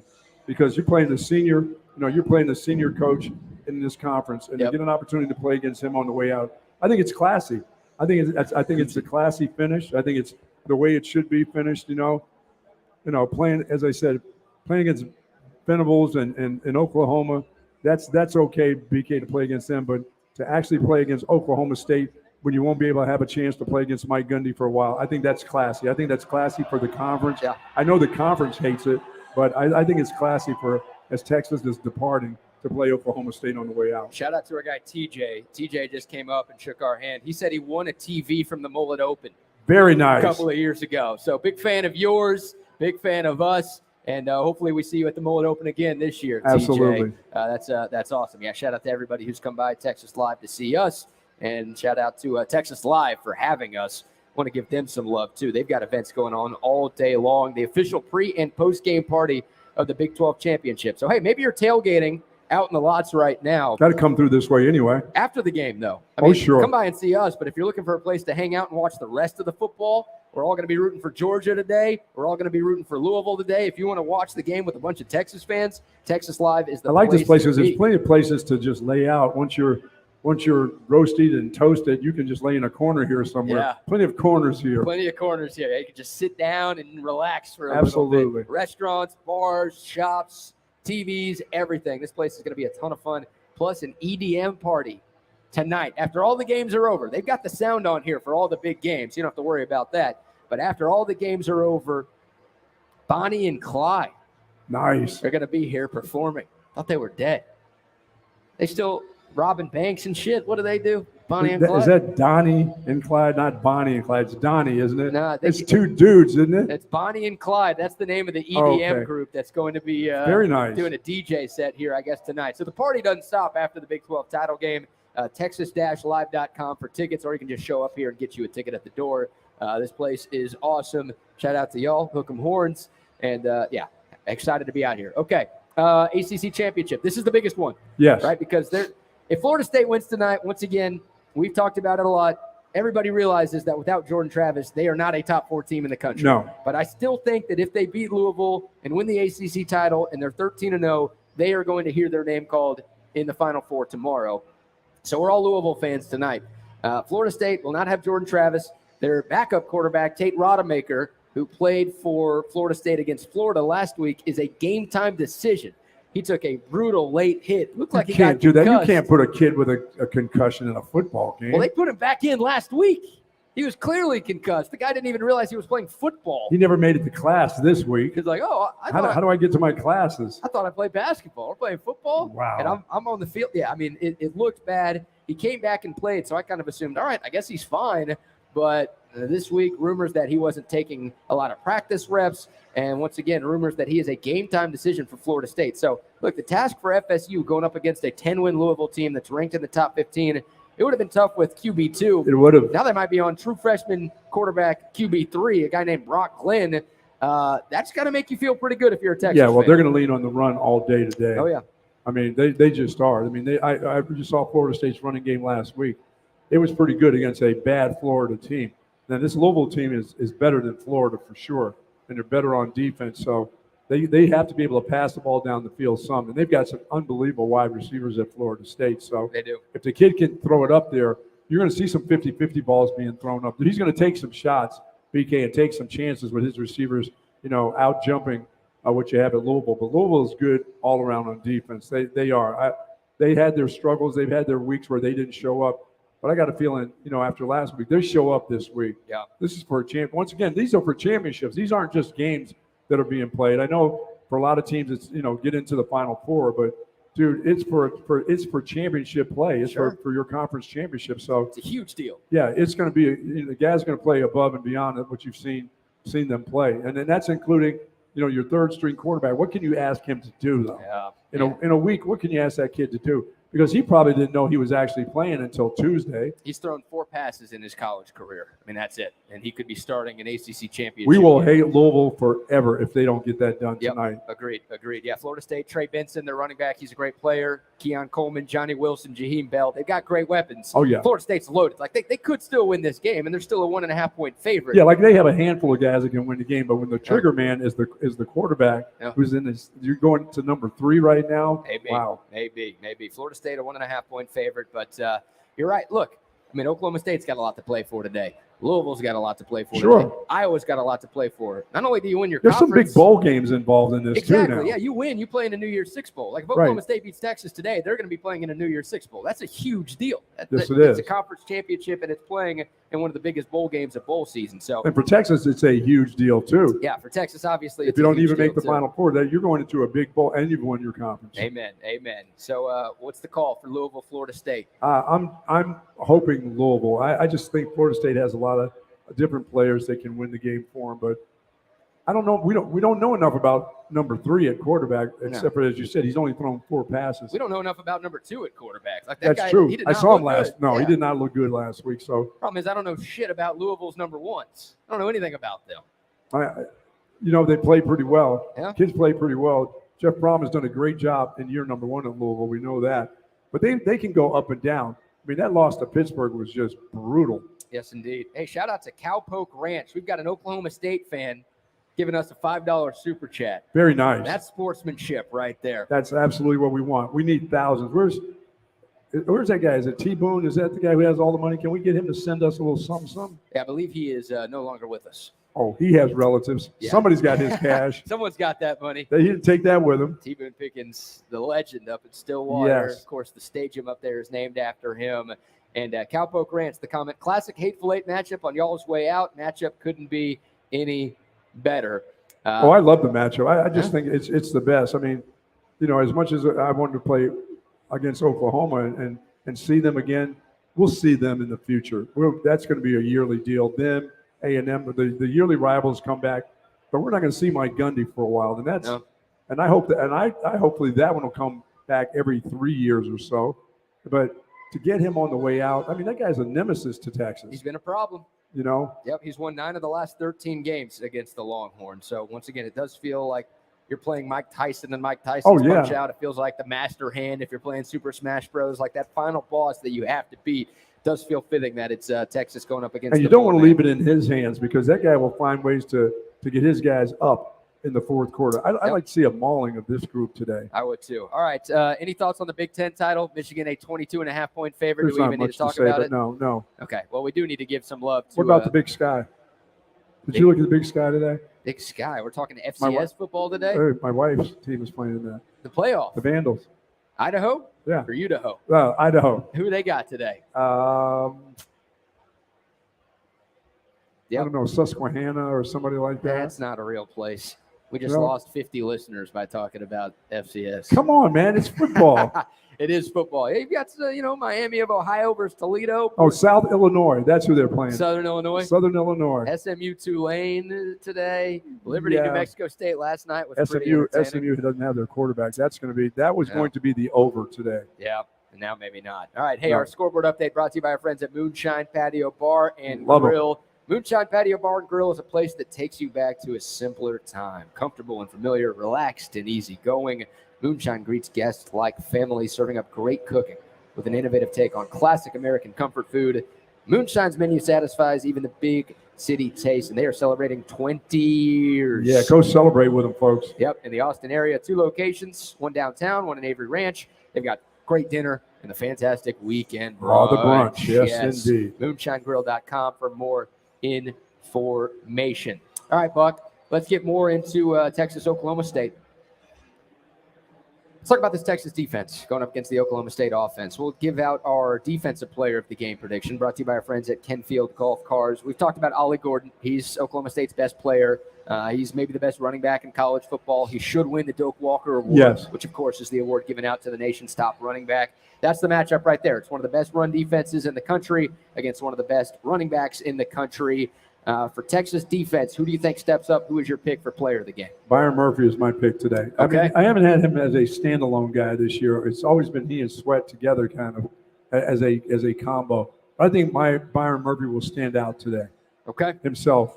And I think he'll have 2 sacks in this football game where he breaks through and he gets the sack. So I'm looking for I know what to expect from Sweat. I already know what to expect and what he's going to do. Yeah. That dude's an MVP every week.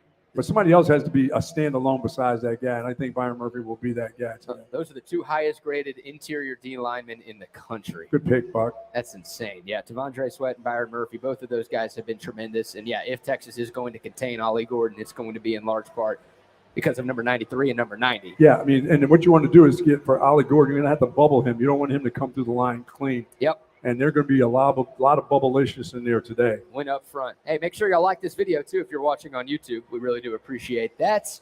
Got 160 of y'all watching right now. We really do thank you guys for stopping by. Who do you have today? I'm going to go with Jahdae Barron because Alan Bowman is prone to throwing interceptions. Yes. He's got 11 of them on the year, and he hasn't even started every game for Oklahoma State.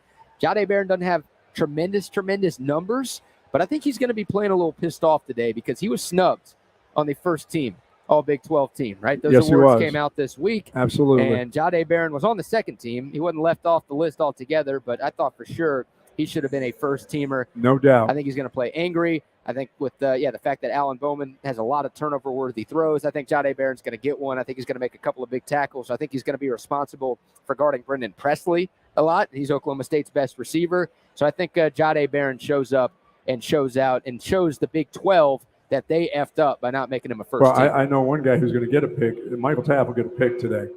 Michael Tapp? Yeah, because there'll be a lot of tip balls. Okay. And that guy seems to be tip ball king. Yeah. And when it's tipped and it's up in the air, just kind of floating around, that guy finds his way to the ball. He is the king of the tip drill, isn't he? He is the king. He's the first up in the tip drill at practice. Yep, and he's right place, right time guy. Johnny on the spot. He is fabulous when it comes to that. I mean, it's amazing to see when that ball's in the air. I started looking for his number. I'm thinking, here he comes. Out of nowhere, it lands right in his hands. Yep. That's good. I would love to have guys like that play for me. And that's what Barron has done for the last 2 years. He's around the ball. He shows up on film, whether it's him making a tackle. If the ball's on the ground on a fumble, that guy's diving in the pile. He's been around the football. He's been continuing to do that even this year. Like you said, his numbers aren't like they were last year with the interceptions. But if you look at film, he's still on the film. He shows up at the end of plays. He's Texas's best secondary player, and Oklahoma State's passing offense is not that good. And look, Texas's secondary. And they throw the ball short. They don't go long. Texas's secondary is coming off a great performance, right? Like they've been criticized by Texas fans all year long, including us, and deservedly so. It's been the most inconsistent part of this Texas team this year, but they are coming off of a really, really good day against Texas Tech last week. Yes, they are. So hopefully they've got some confidence brewing from that Black Friday performance.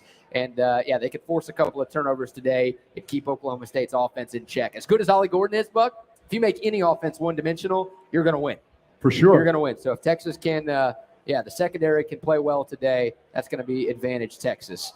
And our defensive player of the game is brought to you by Kenfield Golf cars. Yeah, I got to get myself a golf cart. They're going to be involved with the Mullet Open this year, of course, too, which is exciting. I wish we had one of those here to take our equipment back after the show. I'm going to call Kenfield real quick. Hey, can you all ship one of these bad boys to Arlington right now?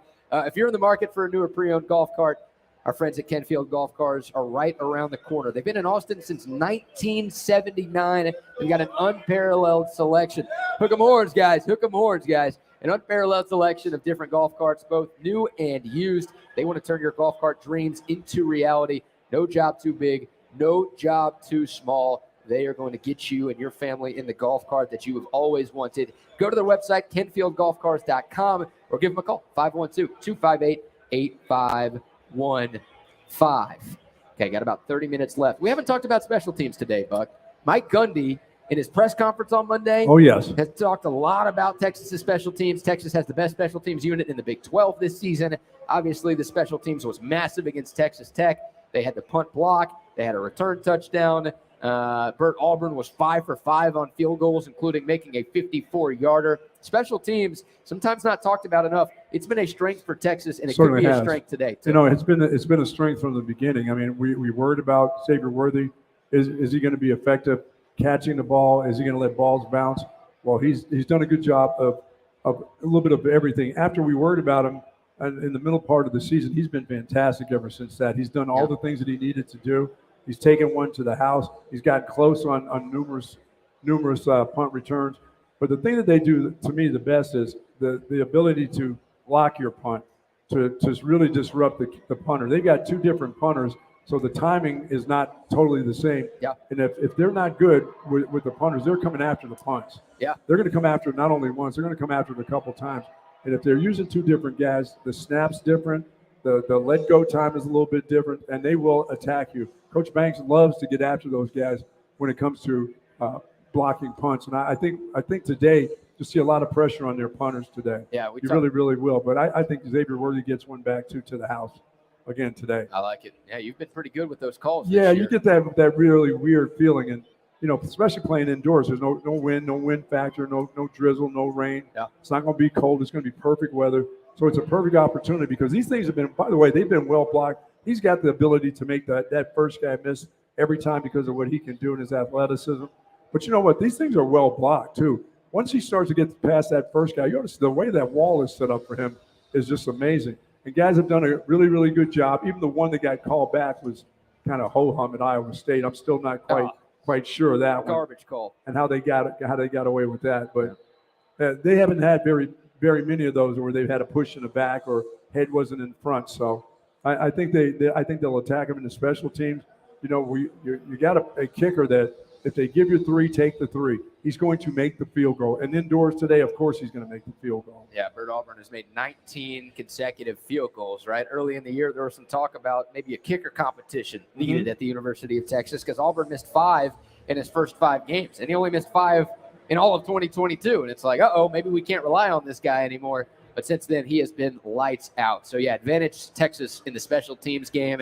And Mike Gundy, we talked to Dave Hunziker, the radio voice of Oklahoma State football, and he said he's seen Mike Gundy a couple of times throughout the course of this week, and Gundy kept bringing up special teams. He kept talking about Xavier Worthy's returning. He kept talking about just what Texas has done in that third facet all season long. It's clear that that's got Oklahoma State's attention. Yes, it does. We'll see if Gundy, though, can do enough to overcome what Jeff Banks and the special or teams has he made them overly nervous about what they do on the punt team? Yeah. You know, that can be scary, too. So we'll see how that works out, but I think Xavier Worthy gets an opportunity again today, especially indoors. Yeah, the Pokes have a very good kicker, but the rest of their special teams has been questionable at times this year. That's been a strength for the Longhorns all season And we've long. done a good job of watching the special teams and watching how they've played and looking at the players on the special team. I mean, Keaton Crawford, as much as everybody gets after that kid for how he plays in the secondary, and rightfully so, he hasn't played that great this year. He has done a fantastic job in special teams. He's down there on all the punts. He's down there on the kickoff returns. I mean, he does a good job.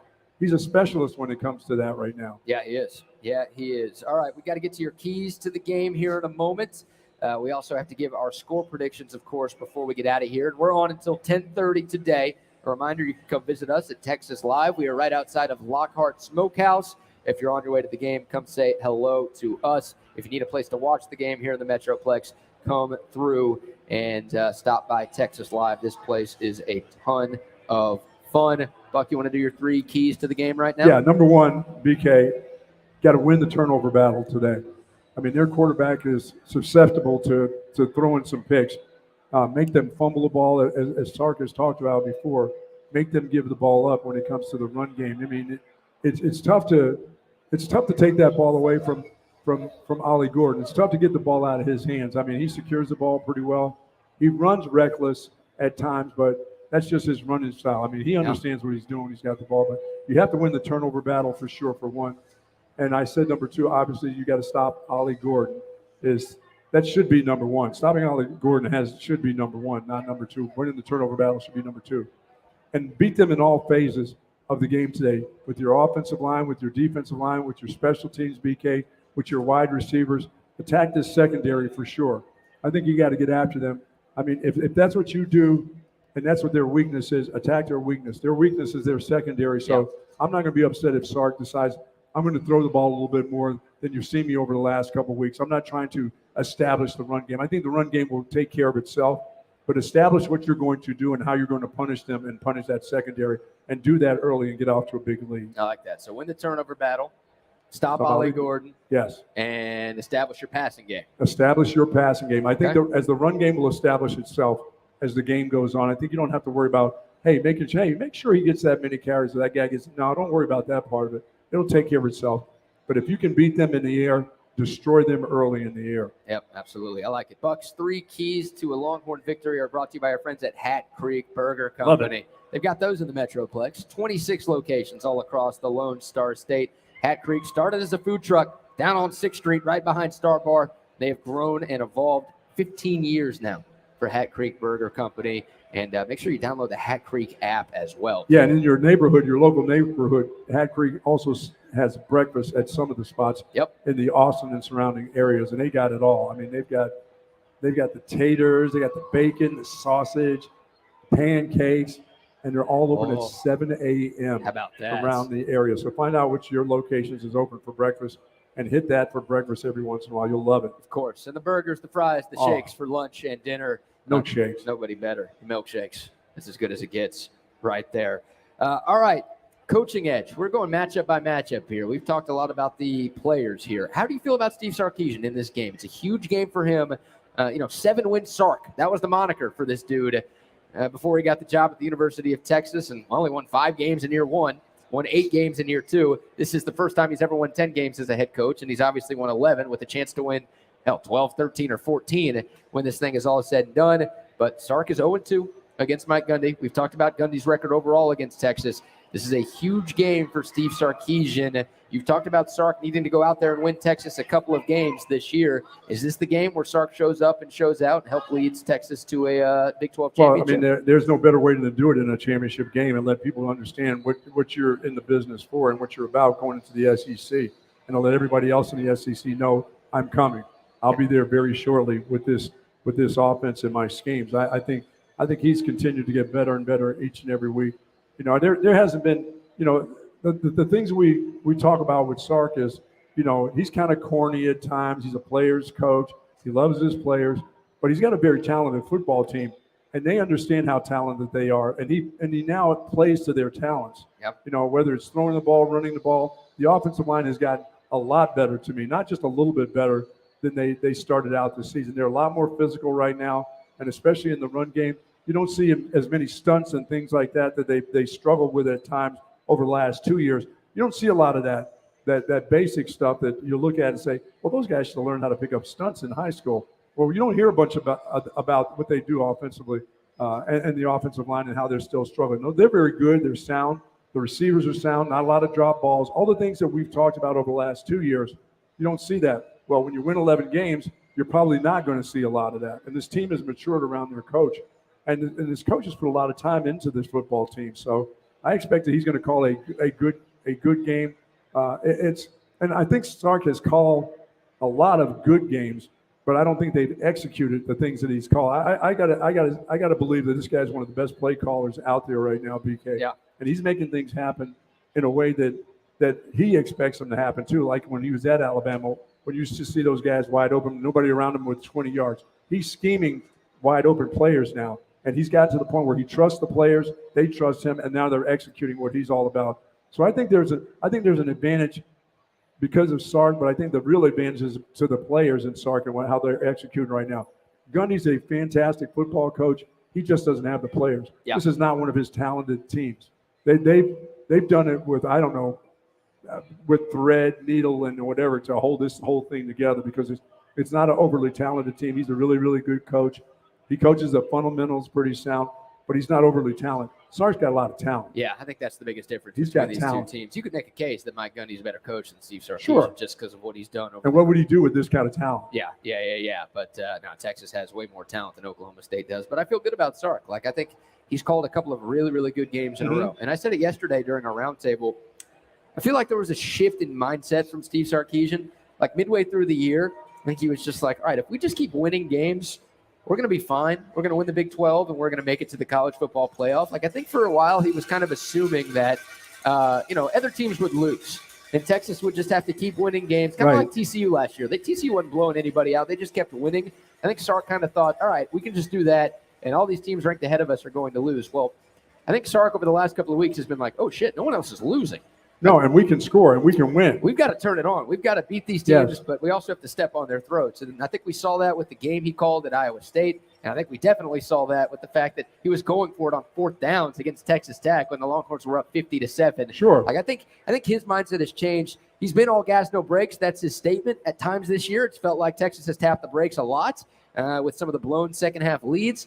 But he's been all gas over the last couple of games, and I think we'll see that again because Texas realizes how important style points might be. I think he understands his defense now too. I mean, I think he believes that, like you believe. I mean, I talk an awful lot about Ollie Gordon, but Ollie Gordon's biggest hurdle will be today. He's not seen a defense like this. I believe Sark believes in what he has defensively. I believe he believes in PK and what he's doing.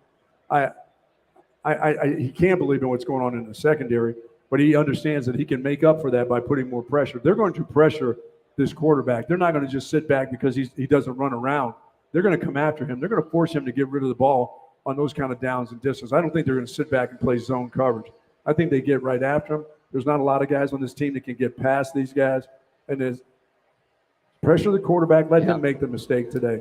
Don't be passive. I don't think you're passive in a championship game anyway. No, I think you'll be very aggressive. Yeah, Texas has turned its season around when they have been more aggressive, right? Yeah, and they also turned it around after Game 3 when they found out that Jonathan Brooks was the best running back. I don't know what the hell those guys are looking at. They're fine without Jonathan Brooks. I think they would have been fine without Jonathan Brooks, but they're I don't aggressive. know that. I'm still okay. No, I don't think they would have been fine without that guy playing running back. Okay. I think he's guided these young guys along the way. I mean, and all they have to do is watch him probably the way he practices and watch him on film, and seeing him in the room every day has done something special for these two young guys. I know they're talented, but to be around that guy has done a lot for the run game. Well, they beat Alabama when Jonathan Brooks wasn't the starter. Like, until the last drive when they needed to just keep handing it off. Okay, well, Texas, they're being aggressive. That's a random sidebar there. Texas being aggressive has been what's changed their defense, right? Like, they were so passive against Oklahoma.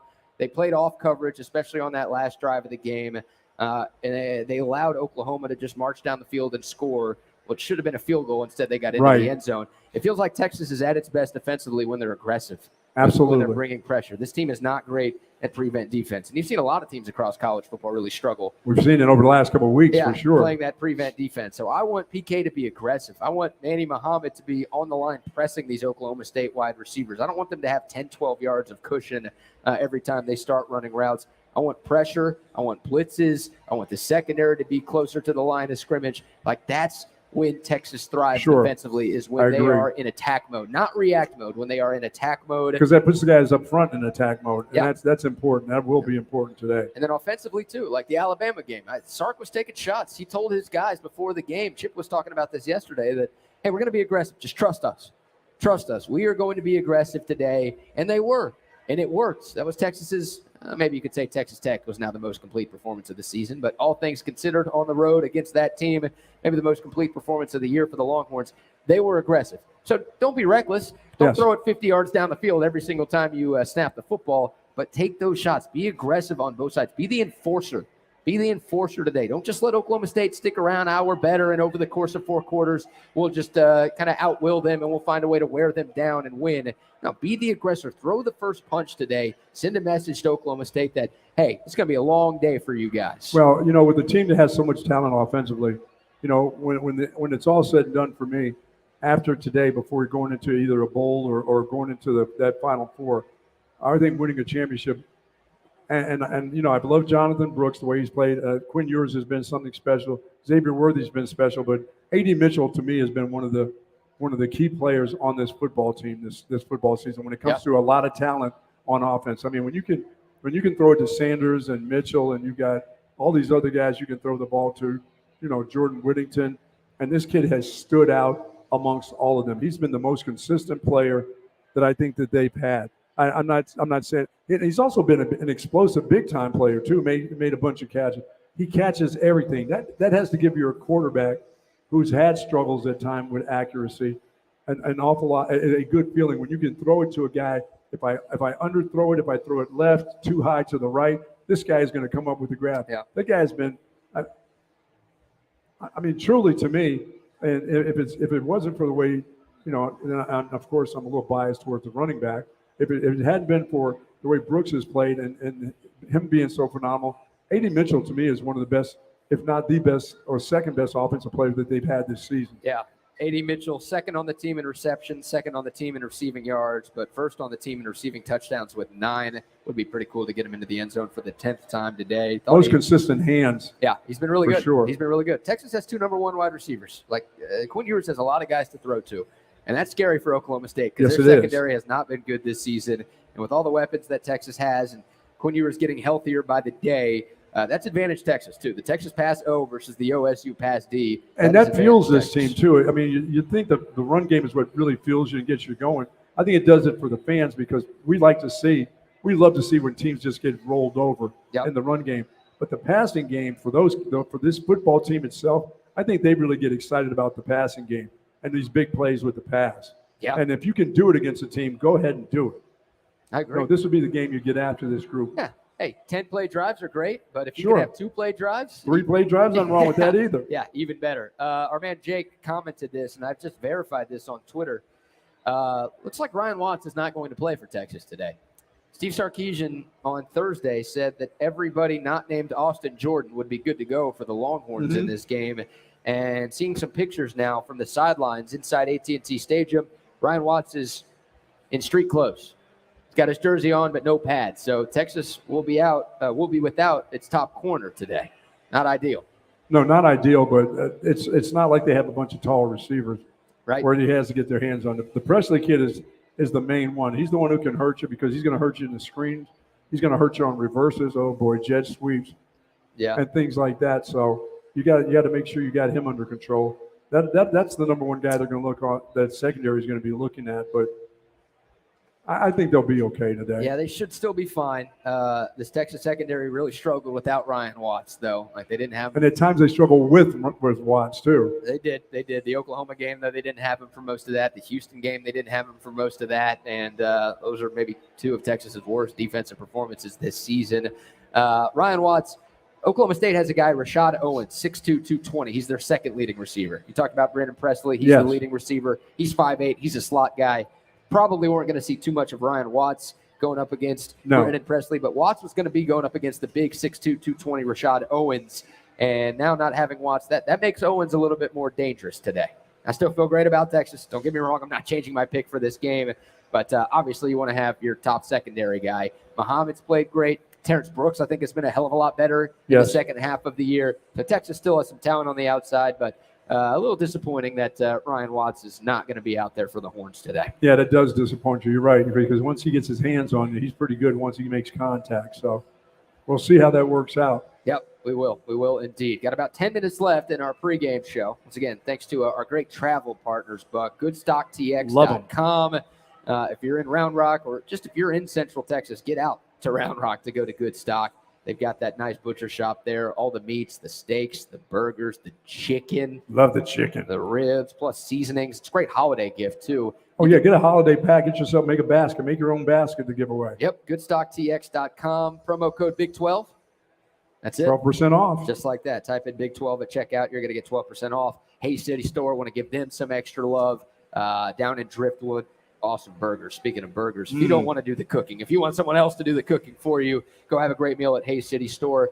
Full bar, an extensive cocktail menu, some seasonal drinks as well. Great food items, something for everybody in the family, all the friends, the large gathering. They've got the ginormous patio outside too, with those heaters as well, so you can enjoy it. Can we get to the SEC? Are we going to hear that SEC call today, so we don't have to do these 11 a.m. games anymore? I mean, really? I know. Also, POC Premier Lodge. Check them out, POCPremierLodge.com. All-inclusive guided hunting and fishing tours down in Port O'Connor. Our man, Captain Rhino. Good friends with lifetime Longhorn Casey Studdard, who, of course, is a good friend of ours as well. Used to call into the Big Ugly Show, give those saltwater fishing reports. Captain Rhino knows his stuff. He knows his hunting. He knows his fishing. And, it's the perfect gift for the hunter or fisher in your life, that all-inclusive guided tour down there in POC. Just go to their website, POCPremierLodge.com, for more information. Thanks to all of our great travel partners there. Absolutely. Thank you, folks, very, very much. No doubt about it. Yeah, we'll hear an SEC. I mean, if Texas wins, you know what? We're going to hear an SEC chant regardless today. If Texas wins, Texas will give the SEC chant, and we might not have to wait until the game is over for that to happen. Third quarter. If Oklahoma State wins, they're going to mock Texas by doing the SEC chant. Of course they are. So we will hear that chant You are going to hear those three letters yelled by some section of the fans inside those walls at some point over the next few hours. Yes, and I think it's going to be Texas. And it's going to be loud, too, when they do it. Yeah, it's going to be a sellout. What do you think? 70% Texas fans? 80% Texas fans? I'm going to say 70%. Okay, 70-30 split? Yes. All right. Yeah, I think, look, it's going to be a great crowd. I'm going to say 75-25. Once again, I think this matchup is beautiful. I want to play this team. I think this is the way it should go out. I think, as we start to lose some of these rivalries, and I don't know how much of a rivalry this was. It was for Oklahoma State, and they continued to kind of dominate it. But this is good for college football. If it were to end, Texas playing Oklahoma. That'd be better for college football. Yeah. There'd be way more hype around this game. If it was Oklahoma again for the second time in a year, the best rivalry in the sport. Yeah, but people that understand what this conference is about, when you're leaving this conference and newbies are coming in, there are some now and some coming in at a later date. Yeah. It can't get any better for nostalgia. I mean, this is just the way it should be. You need to beat Mike Gundy's ass on the way out. Yeah, it'd be nice. And we talked about this, Scott, even before last week, right? Before we found out what this matchup was going to be. I wanted to play Oklahoma State. Not because I was scared of Oklahoma. Like, I'd be picking Texas to win if they played OU again. But I want Texas to leave with the win over every team remaining in this conference beyond this year. And I think for one of the facts is that Mike Gundy, this irritates him as more than any of the other coaches in the Big 12 that Texas and Oklahoma are leaving. Yeah. This irritates that dude. This pisses him off that maybe he wasn't allowed to come along and hang along and tag along with Oklahoma, as Texas, believe me, has taken Oklahoma with them into this new conference. Yeah. Gundy's really pissed at, why didn't we get to come along? Why couldn't we come along with you guys? Oklahoma State. That's right. That's why you're staying. Nobody cares about you. So he's mad. He's upset at that part of it too. I mean, you got the chance to beat OU and Texas in the last year that those two teams no are kidding. in your conference. You don't think that locker room right now, as they're preparing to go out there, you don't think that guy's heart rate is up today? Oh, my God. Yeah, they're going to be ready to go, man. They got plenty of motivation, too, playing for a conference championship. And, they want to send Texas packing with one final conference loss. And, of course, Texas trying to leave with its first Big 12 championship since 2009. The stakes could not be higher. It's the biggest game that Texas has played since 2009. Oh, yeah, no doubt. I'm going to say that again. The biggest game the Longhorns have played since 2009 with a conference championship on the line, but just as, if not more importantly, a college football playoff spot on the line. Of course, we won't know about the playoff until tomorrow. Texas could win. They could win this game by 50. If the Longhorns don't get the help they need from around the nation, that might not matter too much. We'll still be celebrating a conference championship. Absolutely. But with the fact that the playoff is on the line, with the playoff being on the line too, this game is just massive for so many different reasons. Got about 5 minutes left, Buck. Means it's time for our game score prediction. Brought to you by our great friends at Paul's Motorworks, 620 and 2222. They do great work. If something's wrong with your car, go see our buddy Paul and the team at Paul's Motorworks. They've been in business since 2000. Complete foreign and domestic auto care. They specialize in the nicer cars, Audis and Beamers. The Beamers, the Audis, the Benzos, the Porsches. They've got them all. But he does my Subaru. But he can help the Subaru. He helps out my Nissan Altima. That's There where I you go go. to get my oil changed. Look, it's tough to find a reliable car mechanic. It's not tough when you know Paul and the team at Paul's Motorworks. Absolutely, Longhorn fans, great people, and most importantly, they will take care of your car. Check them out, pmwaustin.com for more info. Buck, who wins and what's the final score? Well, Texas wins 42-12. 42-12. Yes, A 42 30-point win. Yeah, 42-12. I mean, I don't want to go. I don't want to go low numbers. I think should definitely go a little bit higher. So The classic. Started with the horns up. and then Flipped to because really smart. Oklahoma State fans just as smart as OU fans. or they start them up. They start them up and they're like, oh, We're not supposed to do that. these guys are going to believe us. They think we're actually Texas fans. Then they flip to the quick horns down and it's like, you got us. Got us again. You guys are so clever, man. Wow. Oklahoma and your cheap beer and your Nasty teeth burnt orange or and- whatever that's supposed to be. and your incest and all the other crap that you guys do up there and all the meth that you guys are All into. the meth up there in Oklahoma. Yeah, there's a reason they play all these games in Texas, right? It's true. All the big games are played here. Texas OU in Texas. Big 12 championship game in Texas. Ain't nobody trying to deal with Oklahoma ever. 42-12. I like that. Yeah, I don't know how they score any more than 12. Okay. I don't even have 4 field goals. How do they get to 12? Touchdown, field goal, safety? Safety. How about a We're safety? going to have a safety against Why us? not? Why? I don't want them to get a safety. Accident. Things happen. They can't get out of the end zone. 42-12. Maybe late in the game, scramble around, take a knee.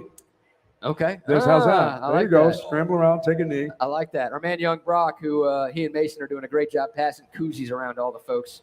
At least I You hope were that's one of what you those guys are doing. koozies. That was, Are yeah. you selling those koozies today? Man, we gave out so many damn koozies. Awesome. Oh. I figured you guys were just drinking beer and ripping shots somewhere. Well, So- that's what it turned into. But we also gave out a lot of koozies. So koozies for drinks? There you Were go. people trading you? Like that. I don't know. Mason just screwed up an opportunity I just had, but With it's the, fine. with the girl? With some OSU sorority girls. Wow. But that's Sorority fine. girls are That's here. fine. What'd you do? What'd you say? Okay. Oh, we don't need that story. You got a different interpretation of the Is story. that from the Animal House group? Goodness gracious. Man, I asked those girls about it. They were like, well, to be fair, the Longhorn has been dead for 2 weeks. I'm like, does Well, that they make had it on better? ice. I knew they had that baby on ice. Man, I was like, I don't know if that makes it. But you're saying this like it makes it better. Oh, y'all killed it 2 weeks ago. Yeah. Okay. That's fine. That's They fine. had the Longhorn on ice. I knew something like that was. Amazing. Yeah. All right, Brock, your score prediction for the Big 12 title game. I'm thinking 37-10 Texas. Okay. So a win and a cover, both of you guys. Forget that 12. Get another 2 in there for the safety. when No they take a knee safety. at How the the hell end. do you even get to 12? Take a knee. Touchdown, a field goal, and a safety? Yeah, That's take a it. knee. Or 4 field goals? Yeah, Okay. I wouldn't hate 4 field goals. Keep them Okay. out of the end zone today. they don't kick that well. They don't have your guy, Bert Auburn. They don't have a sideshow Bert, No, Jolly St. Kickolas wearing that Christmas suit. You think he wore he's that not today? wearing that gear again. No, I don't think so. All right, so you guys are confident. I feel like Texas fans are too confident. I feel like too many Longhorn fans and people who cover the team are picking an easy win for Texas. And shouldn't that scare us a little bit? No, I mean, when you're playing Allen Bowman, I know, you know. but with what Mike Gundy has done against Texas over the years, that was with Spencer Rattler, or not Spencer Rattler. No, Spencer Sanders? Spencer Sanders, yeah. that guy was good against Texas. Yes, I don't he know how was. good he He was was. against He anybody was. else. I feel like I should be worried about this, but I'm not.